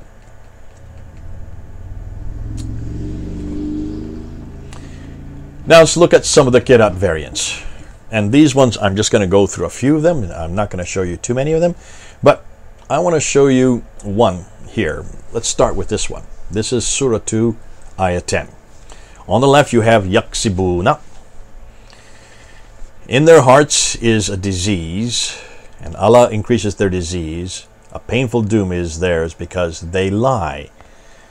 The Warsh you have, in their hearts is a disease, if Yukazibuna, which means in their hearts is a disease, and Allah increases their disease. A painful doom is theirs because they accuse others of lying. So, significance. Are they doomed because they lie, or because they accuse others of lying? It seems like the person doing the action is contradictory here. Can you see that's a problem? From Yaksibuna to Yukazibuna. Let's look at another. And here's Surah 2, Ayah 184. On the left you have Miskeen, one poor person. On the right you have Masakina, many poor men. So the translation on the left is, and for those who can fast with difficulty, they have to feed a poor person. When you get to the Warsh, they may effect a redemption by feeding poor men or many poor men. So hold on a minute. For those unable to fast, can they feed one poor man or many poor men? Well, this has a theological problem because as far as a practice is concerned, this has completely different practices. If you just only need one poor man to get redemption, or many poor men to receive redemption, then you can see this would have a huge amount of difference on what practice you're going to do. Which one is it? Which are the one they're going to do? Well, you can see that's a problem. Now here's another one. And this is Surah 3, Ayah 79. Tu'alimun, you teach. Translate, be your rabbiniyun, because you are teaching the book and you are studying it. Versus the Warish, ta'lamun, which is you know. Be your rabbiniyun, because you know the book and you are studying it. Significance, do believers teach the book, or do they simply know the book? Now many people can know a book, but are not capable of teaching it. So you can see here, this has a huge difference in meaning. Also, it would have a difference of theology, whether or not just to know something or to teach it would create you as a rabbi in this case. Chapter 3, verse 83. The Hafs is Yabguna and Yurja'una. Do they seek, and to him shall they be returned? Versus the Warsh, which is Tabguna and Turja'una. Do you seek, and to him shall you be returned? So, do they seek other than the religion of Allah, while to him submitted all creature in the heavens and the earth, willingly or unwillingly? And to him shall they all be returned? For the Hafs. On the Rush is, do you seek, and shall you all be returned? So the significance, up to now, the verses are all using they, but Warsh changes it to you.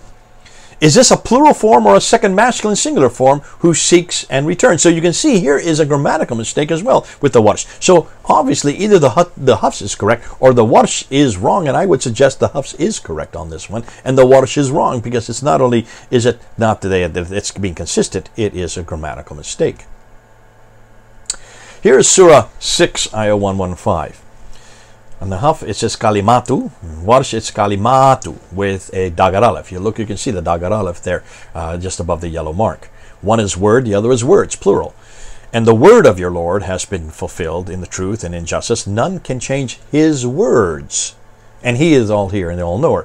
Whereas in the Warsh, it's more correct. And the words of your Lord, and his words, it agrees. So the significance here is the word of God fulfilled or the words of God fulfilled. The singular Hafs word doesn't agree with the plural form in the second sentence. So I would suggest in this case, the Hafs is incorrect. Whereas the Warsh is correct. Before, remember, we saw the Warsh was incorrect and the Hafs is correct. So here you can see another grammatical mistake because it's not consistent. And it also then changes the meaning. In Surah 7, Ayah 57, you have Al-Riya Bushra versus Al-Layth ibn has Al-Ri Nasra. One is called the winds bear good news, and the other is the wind scatters. So for the Hafs it reads, and he it is who sends forth the winds bearing good news before his mercy, until when they bring up a laden cloud. On the Al-Layth ibn Khalid version, it's, and he it is who sends forth the wind as scatterers before his mercy until when they bring up a laden cloud. So, does the wind bear good news or does it scatter rain clouds? It seems the wind has two completely different functions here, and they don't have their story because it depends on where you put the vowels and where you put the dots. And that's why it's important that you can see these are changes, and it changes the meaning quite substantially. Does it change the theology? Not in this case, but it changes the meaning. Let's jump to Surah 10, Ayah 2. The Hafs is Lasahirun, the dagger aleph within it. The Warsh is Lasihirun, no dagger aleph. So one is, have the people been amazed that we revealed revelation to a man from among them? But the disbelievers say, indeed, this is surely a magician. In the Warsh, it says, the disbelievers say, indeed, this is surely a work of magic. So, is revelation to a man the work of a magician or a work of magic? There's a confusion concerning whether it is a man or an action happening here. Now, you can say, okay, this doesn't change, it changes the meaning significantly, that's for sure. It changes who is doing the action here. But is that a theological problem? Possibly. Possibly. Let's move on. In chapter 18, verse 86, the Hafs has Hami'atin, which has no dagar aleph, and the Ibn Amir has Ha-Me'atin, which has the dagar aleph. You can see it there on the right, underlined by the yellow. So the one in the Hafs is translated, unto when he reached the setting of the sun, he found it setting in the spring of murky water. This is the story of Dul al-Qarnayn, Alexander the Great. According to Ibn Amir, it was setting in extremely hot water. So does the sun set in murky or extremely hot water?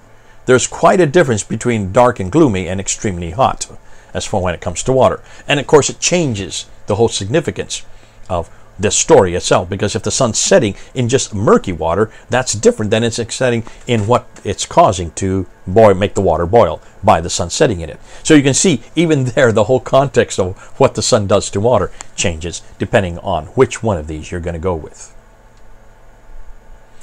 Now, when we get to 19, verse 77, the Hafs has Waladan, a child. Then have you seen he who disbelieved in our verses and said, I will surely be given wealth and a child. In the Khalaf, however, it says, then have you seen he who disbelieved in our verses and said, I will surely be given wealth and children. So are the disbelievers given one child or many children? I would want to know how many children I get to disbelieve. So that would also have a theological importation as well as the meaning changes. Chapter 37, verse 130. Il-Yasin versus Ali Yasin. One is Elias, and the other is the family of Elias. Peace be upon Elias, or is it peace be upon the family of Elias, according to the Warsh? Does only Elias or his whole family get blessed? I'm sure his family would like to know, wouldn't you? I would if I were his family. Chapter 38, verse 45. Ibadana, down with the dagar aleph, and Abdana, no dagar aleph. So, and remember, our slaves, Ibrahim, Isaac, and Yaqub, owners, versus Al-Bazi says, and remember our slave, Ibrahim, Isaac, and Yaqub, owner. Now, you can see right away there's a problem with Al-Bazi. Now, Hafs has their three listed slaves of Allah, or is it just one slave of Allah? I'm afraid Al-Bazi does not know how to count, because you cannot have a singular with three different names that follow it. So that's a grammatical mistake. That would change the meaning. It would also change the fact that God did not guard it very well, if he can make that kind of mistake. Now here you have chapter 47, verse 4. Hafs has Kutilu versus Katalu. One were killed and the other was fought. And the ones who have been killed in the ways of Allah, then He will never send their deeds into error. Versus the Warsh, which says, and the ones who fought in the way of Allah, then He will never send their deeds into error. Now the significance is, are we rewarded for being killed or simply for fighting? Given the choice, I would prefer simply fighting to be being killed. So I would rather go with Warsh on this one than Hafs. Hafs is much more dire because it means I'm going to be killed. Not so with Warsh. That would have a theological impartition, and you can see this is one reason why you need to be consistent. It's obviously they're not consistent. Someone's changed it. Did Warsh change it or did Hafs change it? Both of them are nothing more than transmitters. Either one could have changed it. Let's just see which one they go with. We go with the Hafs on this case because the Hafs has been chosen. In chapter 49, the Hafs has fata bayanu, verify it, and the Khalaf has fata thabatu. One is verify it, and the other is stand firm. O you who believe, if a rebellious evil person comes to you with news, verify it, lest you harm people in ignorance. Or do you just stand firm? Do we verify a bad person's news or stand firm? Verifying news is more practical than just standing still and doing nothing. You can see that has a huge change in meaning. I think that's enough. We've gone through quite a few. Let's compare then the Hafs with the Warsh. So we have the Warsh here, and we have the Hafs. These are the two. Let's compare these two, and let's do a quick comparison because I don't want to spend too much time on this. This is all from Bernie Power's material. Comparison of the Arabic text of the Hafs and Warsh version of the Riwayats revealed many differences. One Islamic website only identifies 51 variations, but the team there in Australia, when they looked at the Warsh and the Hafs, they found 120 consonantal or long vowel or symbol differences which affect the meaning of the words. 120. Folks, I just went through a few just before this. They found 120 of these. More than that, there are over 5,000 short vowel or diacritical marks differences between these two books, between the Warsh and the Hafs. That's why you've got to take this on board, folks. And Muslims who are listening to me, please, please, please do not say there's no difference in the meaning. Do not say there's no difference when you look at what we're showing you here. He goes on and says that the difference in the numbers of letters or symbols, some letters or symbols are missing from the Hafs. I'll show you the columns in just a bit. But included in the Warsh version. Some letters or symbols found in the Hafs version are missing from the Warsh version. Sometimes they have the same number of letters and symbols in a corresponding word, but they are different letters or symbols. So you can see these are things that we need to look at. Let's take a look at this graph here. This is type A that he refers to. Now these are changing the meaning of nouns, and there are 11 instances that he has. Only 9 of them are up there on the screen. So you have one on the owner on the left versus the king. That's the most common one, chapter 1, verse 4. Or a bird versus flying, means of support versus valuable, the peace versus the greeting, good tidings versus proclamation, indeed a magician or indeed magic. We went through that all one. Keeper versus preservation. You can see this changes the meaning in every case. So these are very much different, shows the difference. Here's another one, type B, changing nouns from singular to plural. There are 30 instances that they found here. He's just giving 8. Could be a poor person or poor people. We went through that one. His message or his messages, word or words, by my messages or by my message. The unbelievers or the unbeliever. The wind, the winds, bed or beds, his book or his book. His books or his book. So you can see in every case, sometimes they're singular on one case, sometimes they're plural on the other, or it's vice versa. Here's another category, and this is changing meaning from a noun to a preposition. He made versus maker, slaves versus with. Now that not only changes the meaning, but you can say in the context it could also change the theology. Another type, a fourth type, is changing meaning to a different verb. They deceive or they tried to deceive in the Warsh version. In the Hafs, they lied versus they disbelieved. Well, that has a huge significance. I didn't go into that yet. He enjoyed or he commanded. We raise up or we resurrect. He fought or he was killed. We went into that one before, so we won't continue with that. Type E, changing a verb from active to passive. We will forgive or it will be forgiven. He fought or he was killed. That's in chapter 3 again. Are led astray or he leads them astray. And we continue on. We accept, we overlook, it is seen, they are killed, or it is accepted, it is overlooked, you see, or they fight. Kill versus fight, huge meaning if you're a person that has a impact on. Type F, changing a verb from a second person singular, you, to a third person singular, he. And here are 7 instances, they only have 6 up there. He sees, you see, you think, he thinks. He saved us versus you saved us. And you can go on and on. I don't want to spend too much time on this because it does get tedious. What you see type G here, changing a verb from a first person plural, we, to a first person singular or second person singular, you, or third person singular, he. And you can see he has arrows going where they change it all over the place. And that's why in every case, it does make the difference. It does change the meaning. In some cases, it changes the belief. In some cases, the practice.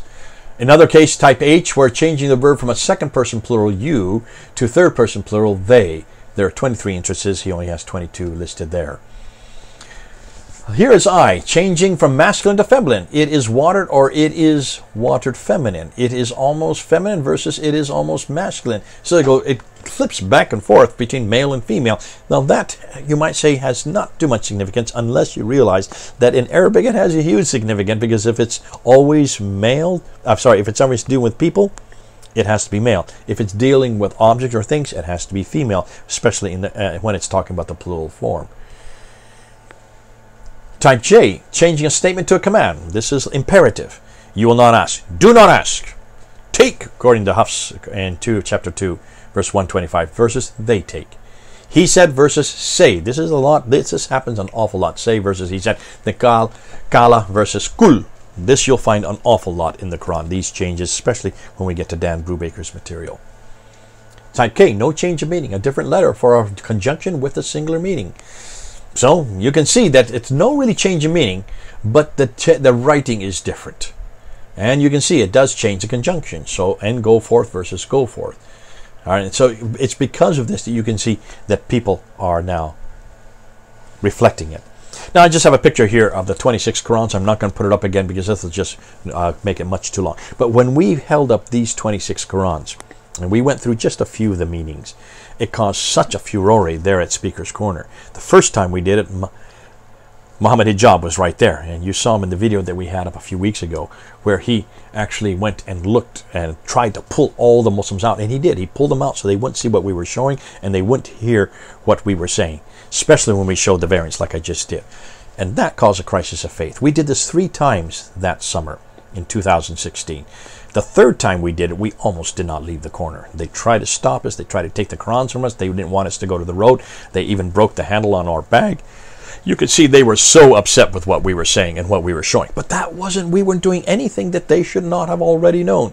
Those Qur'ans that you see in our hands there, the ones that I have right here, these ones here, these are all available. You can get them, folks. That's why we're saying, go and get them. Don't blame us. Don't get upset with us. These are your Qur'ans, Muslims. They are on display. You can see them. You can get them. You don't have to get us from us. Don't get upset with us. We're just holding up the Qur'ans that you have published, that you are printing, and that are available even on the internet. So, folks, can you see then? We have to make sure we go and make this public. Now, let's go to the 1924 Hafs canonized text. This is 8 out of 10 of what we're going to go. Our present Qira'at Quran, the one that we're using today. That's, remember the 10 readers, there they are up on the screen. Nafi ibn Kathir, Abu Umar, Abu Imr, Asim, Hamza, Al-Kasai, Abu Jafar, Yaqub, and Khalaf. Where is Hafs there? You don't see Hafs there. The 20 transmitters, he then finally appears. There he is. You can see where he is. That's him right there. So he comes with the 20 transmitters, which then we have now 30. And he is there in the second ring, or you might say the second rung of importance. Was he a good choice? Should he have been chosen? They had 29 others they could have gone. Why did they choose him? No, he wasn't. Here's why. Now, I have 5 problems. First of all, he wasn't trustworthy and therefore not suitable. Secondly, he was not chosen for textual veracity or authenticity, but for political reason. Thirdly, he came from the wrong city. We're going to see that. Fourthly, he came from the wrong dialect or with the wrong dialect. And number 5, he should have been the last person amongst the 30 to have been chosen for the previous 4 because of the previous 4 reasons. Before we go to Hafs, however, let's look at Asim, his reader, the stable from which he came from. According to what we know, we are told that he received his Quran from Zar ibn Hubaysh, Abu Abd al-Rahman al-Sulami, and Abu Abd al-Shaybani, who supposedly received it from Ali ibn Abi Talib, the 4th caliph, and Ibn Masud from Kufa. Ibn Sa'd said this of him: Asim was reliable but made mistakes in the transmission. Abdullah al-Ab ibn Ahmed said this of him: Al-Amash memorized the tradition much more correctly. Yaqub bin Sufyan says his transmission of the tradition contains some confusion. And Ibn Ulayya said everyone named Asim was faulty in memorizing the tradition. Ibn Qira'ats says his transmission of the tradition contains some deniable things. Al-Ukaili says this of him: he had no problem with Asim except poor memorization of the tradition.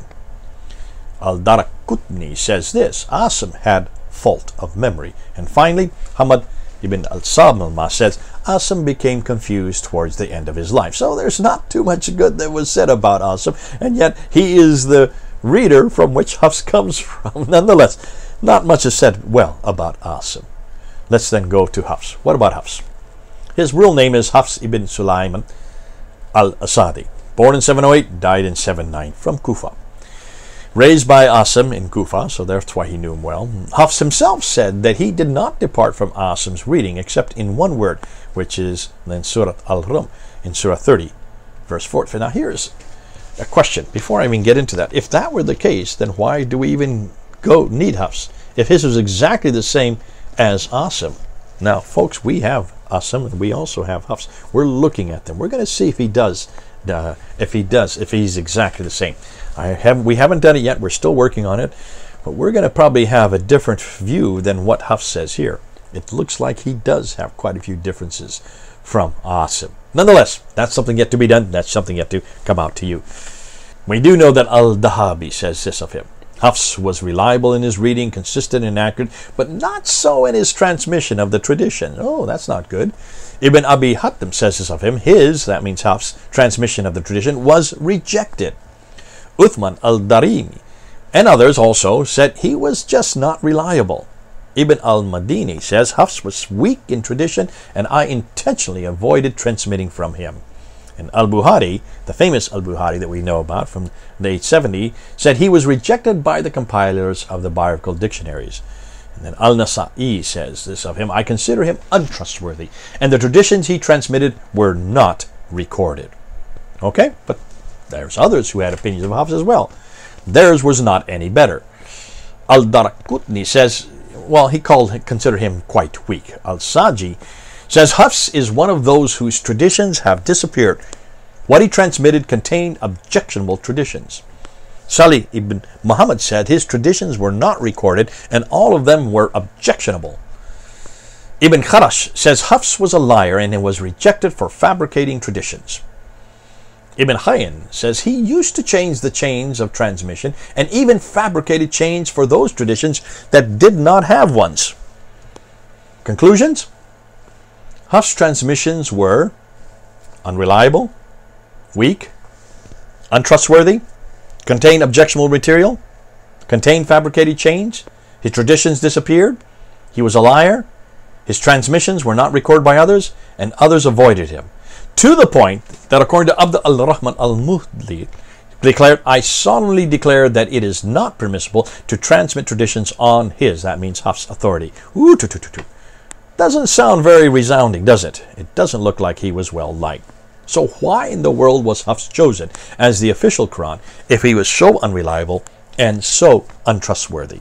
Well, let's then go and look and see why he was canonized, or his text was canonized and chosen.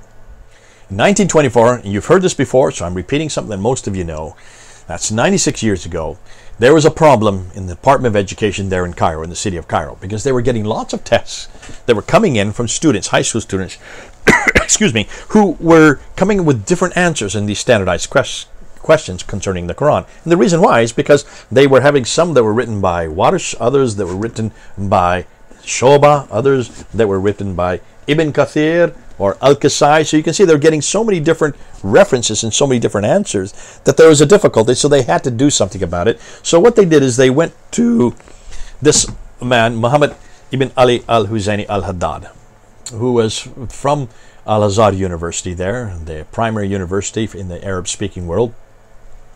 And they asked him to just choose one of these 30, these official 30. And he chose the Hafs. Why did he choose the Hafs? Because that was the preferred Qira'at of the Ottomans who were still in power up until 1924, as far as power, as far as the Caliphate. Not in Egypt, but in power as far as the Caliphate was concerned. So they chose the one that the Ottomans wanted. The other 29, what did they do with the other 29? They took them out into a boat and dumped them into the Nile. They just dumped them, thinking that that would get rid of them. Little did they know that you can still buy them today. You cannot get rid of them just by dumping them into the Nile. Folks, they're still on sale in 2020. I just got these 2 weeks ago. So you can see it does not any good, does you no good trying to censor that which you cannot censor. But that's what happened in 1924. Now, I want to show you Hatun's. Hatun has not just 30, she has 37 Qira'ats, all Arabic. Count them, 37 of them. None of them are translations. These are all Arabic. I always said that Bernie Power has 23. There you can see the 23. 23 of them that he has collected. So you can collect them as well. These are the variants, and when Hatun has looked at hers, just with 23 of hers, she has already found 93,000 differences. Her team, not her. Hatun hasn't done the work because she doesn't speak Arabic, doesn't write or read Arabic. It is her team that are all Arabs. They're all proficient in this. This is their language. This is also their expertise. They have found 93,263 variants within just 23 of them of the 37 that she has collected. What's fascinating is that Hafs himself has 7 different Qur'ans. There are 7 Hafs. They have found 7 different Hafs. So even he is not consistent. In 1936, Egypt, the government of Egypt, decided to make the Hafs the official Qira'at, or the official Quran for all of Egypt, for all the schools in Egypt, because it was so it worked so well with what was happening in Cairo, and they call it the Farouk edition because it was named after King Farouk, who came to power in 1936. Because of the example of Egypt there in Saudi Arabia, 35 years ago, in 1985, the government decided to make the Hafs Qira'at the official Quran for the whole world, and they call it the Fard edition. So whenever you see the Fard edition, it's referring to the Hafs. That was chosen in 1985.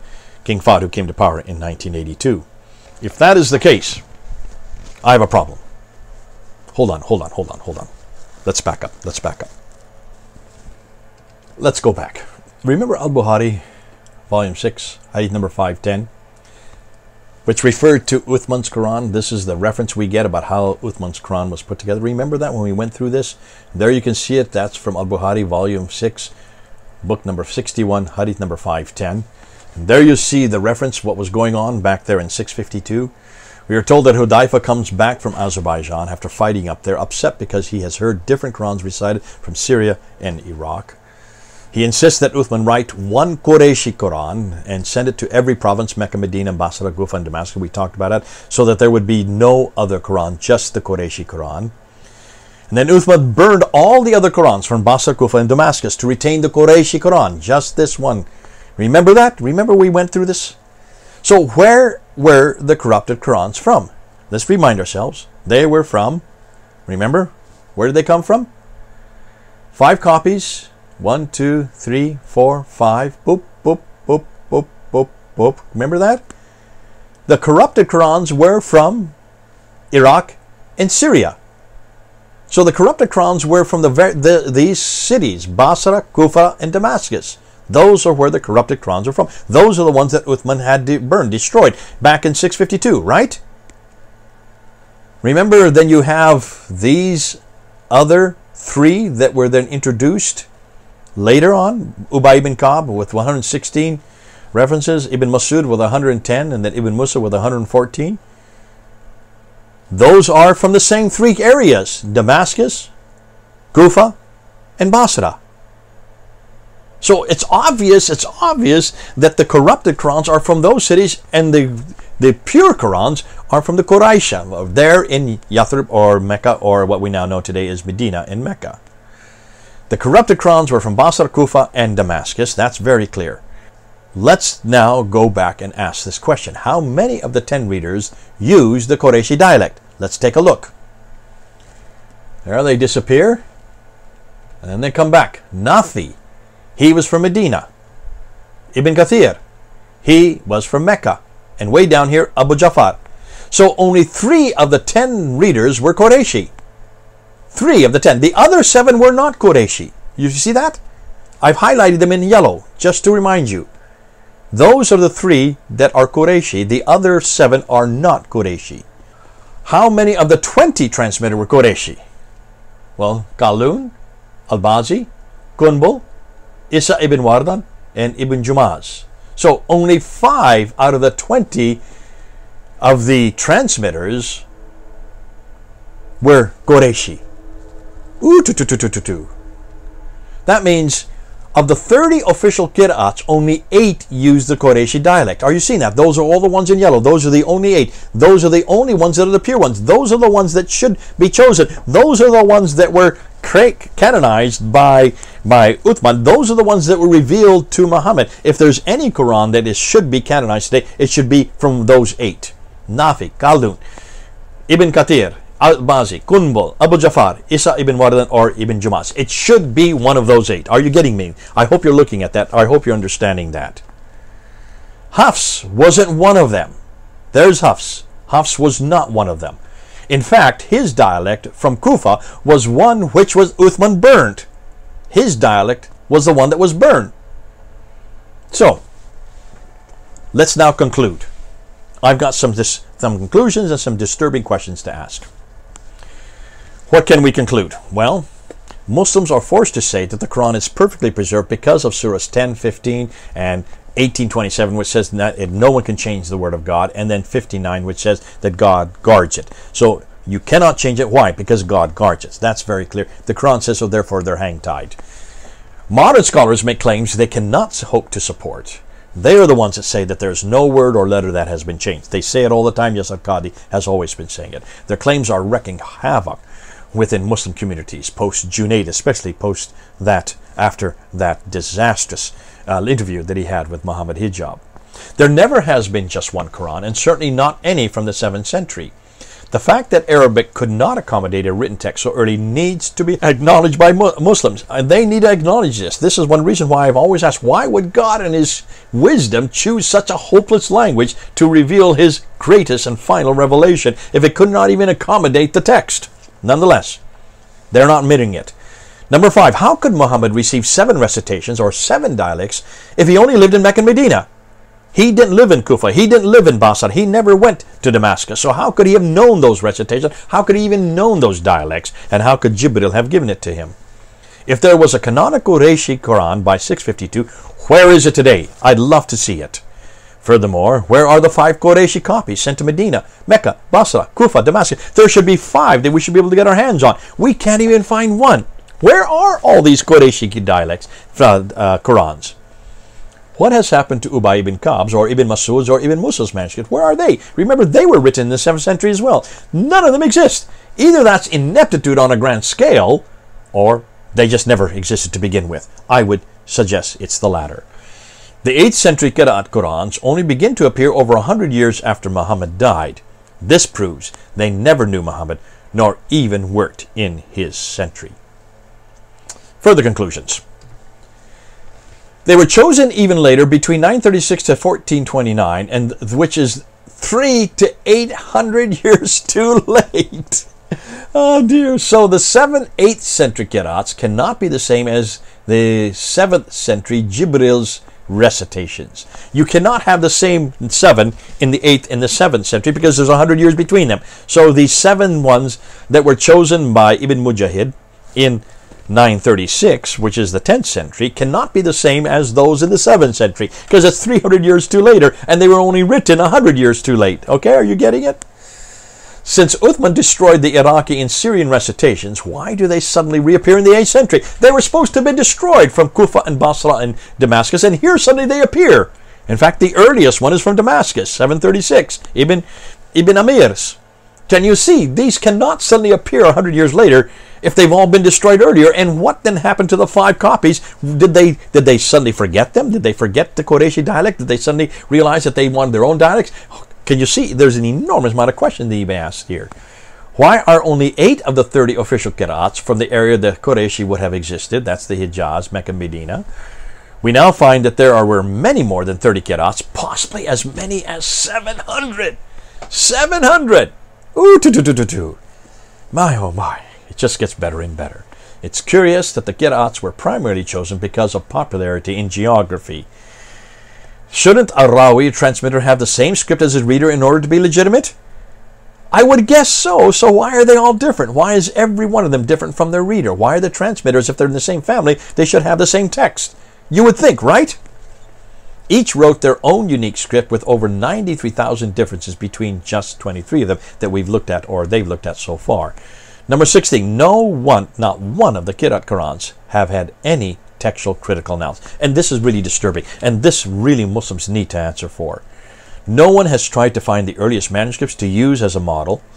No one has looked at the text of any of the subsequent Qira'at Qur'ans. And that's not all. Still further conclusions. The Hafs, the canonical Qira'at, was not a member of the first 7, nor of the subsequent 10. So he was not part of the creme de la creme, the best of the best, as Yasser Qadi says. His is not anywhere near there.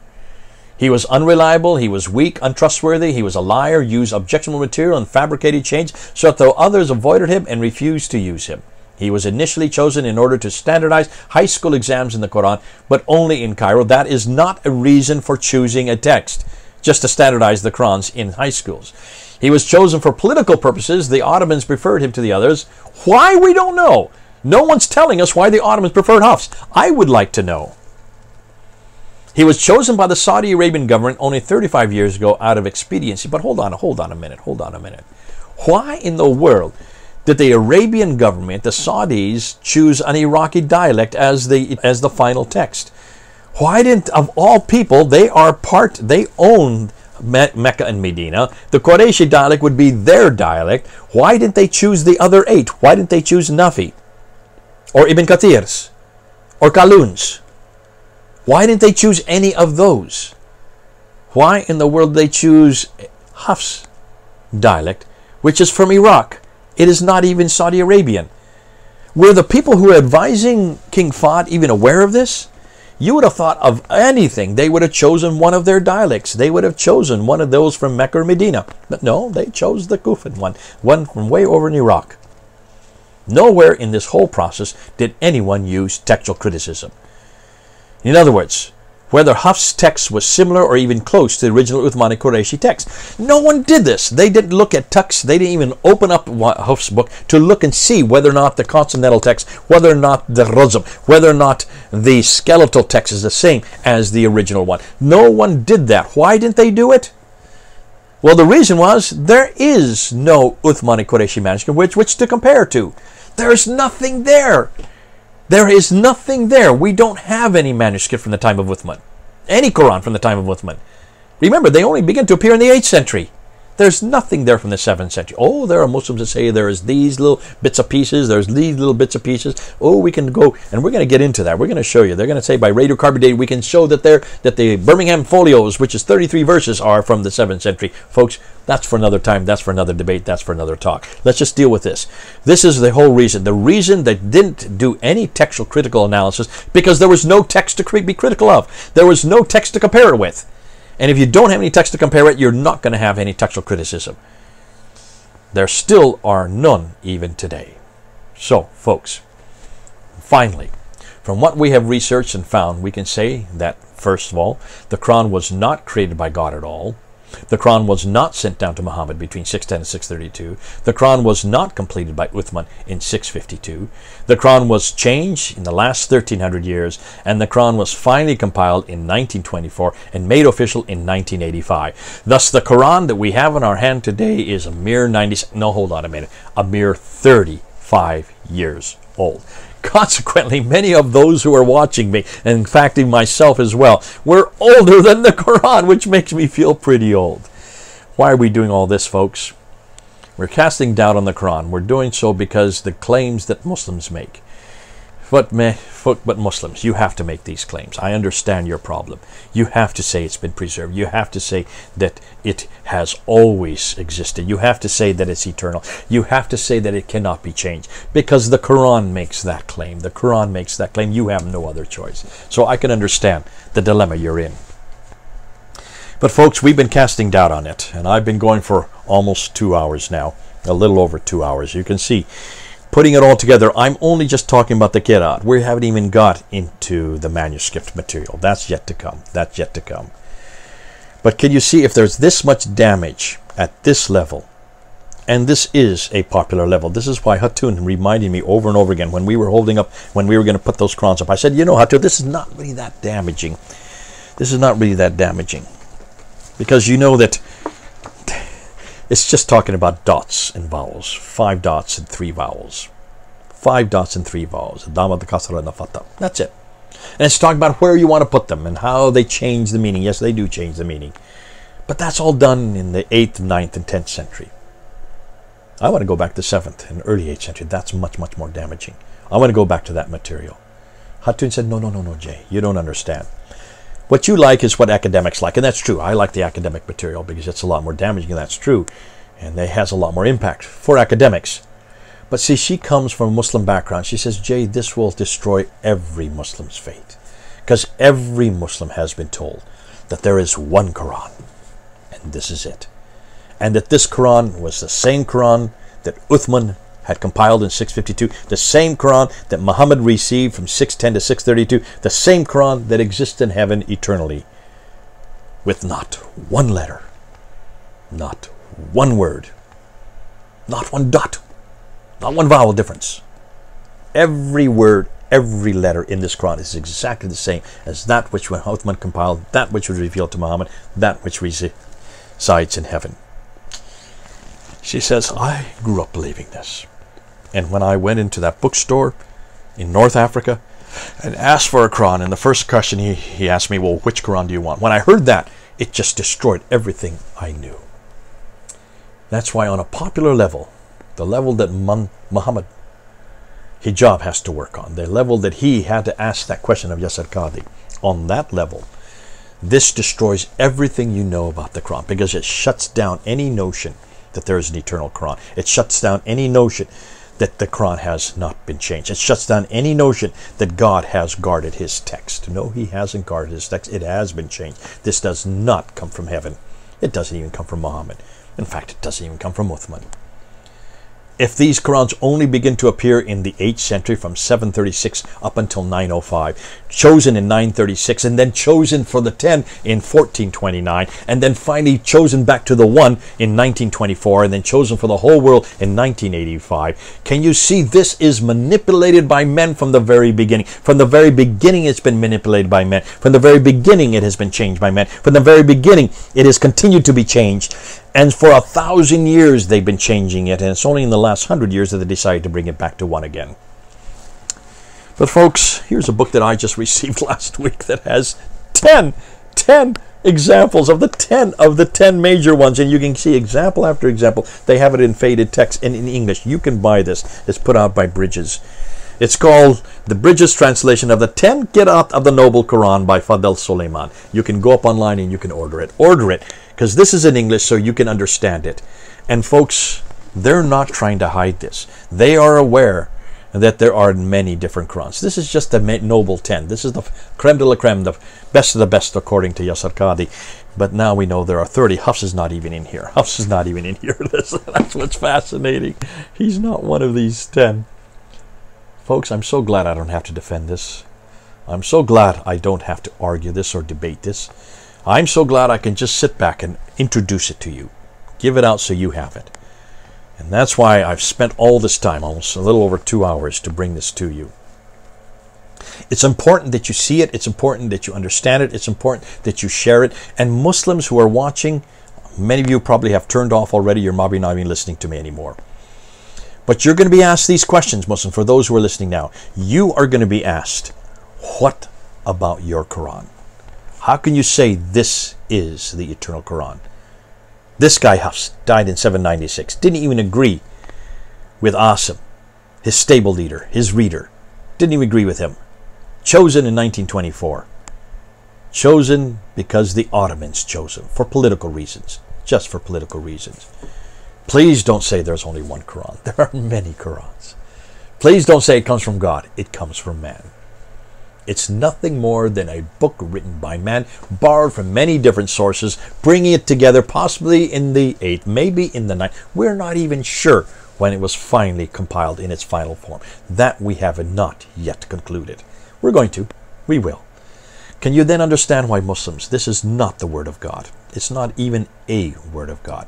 It's nothing more than the Word of men, written by men, compiled by men, changed by men, manipulated by men, chosen by men, burned by men, sunk into the rivers by men, erased by men, destroyed by men. All of it has to do with man. It all comes back to man. My Bible's not like that. My Bible is written by man. I'm aware of that. But I would never make these claims that it is eternal. Never made that claim. That sent down, no, I wouldn't make that claim either. Complete, yeah, it was complete in its original form. Change, yeah, we even know where it's changed. That's why we're transparent about it. Thank God I don't have to make this claim about my Bible, because it's not the Bible that's the Word of God, though we call it the Word of God. It's Jesus who's the Word of God. Jesus, who was not made by any man, has always existed. He is eternal. He did come down. He has always been consistent. He has never changed. The very thing you're looking for, I have in Jesus Christ. I don't need your Qur'an. I just need Jesus, the Word of God, the eternal Word of God, the unchanging Word of God.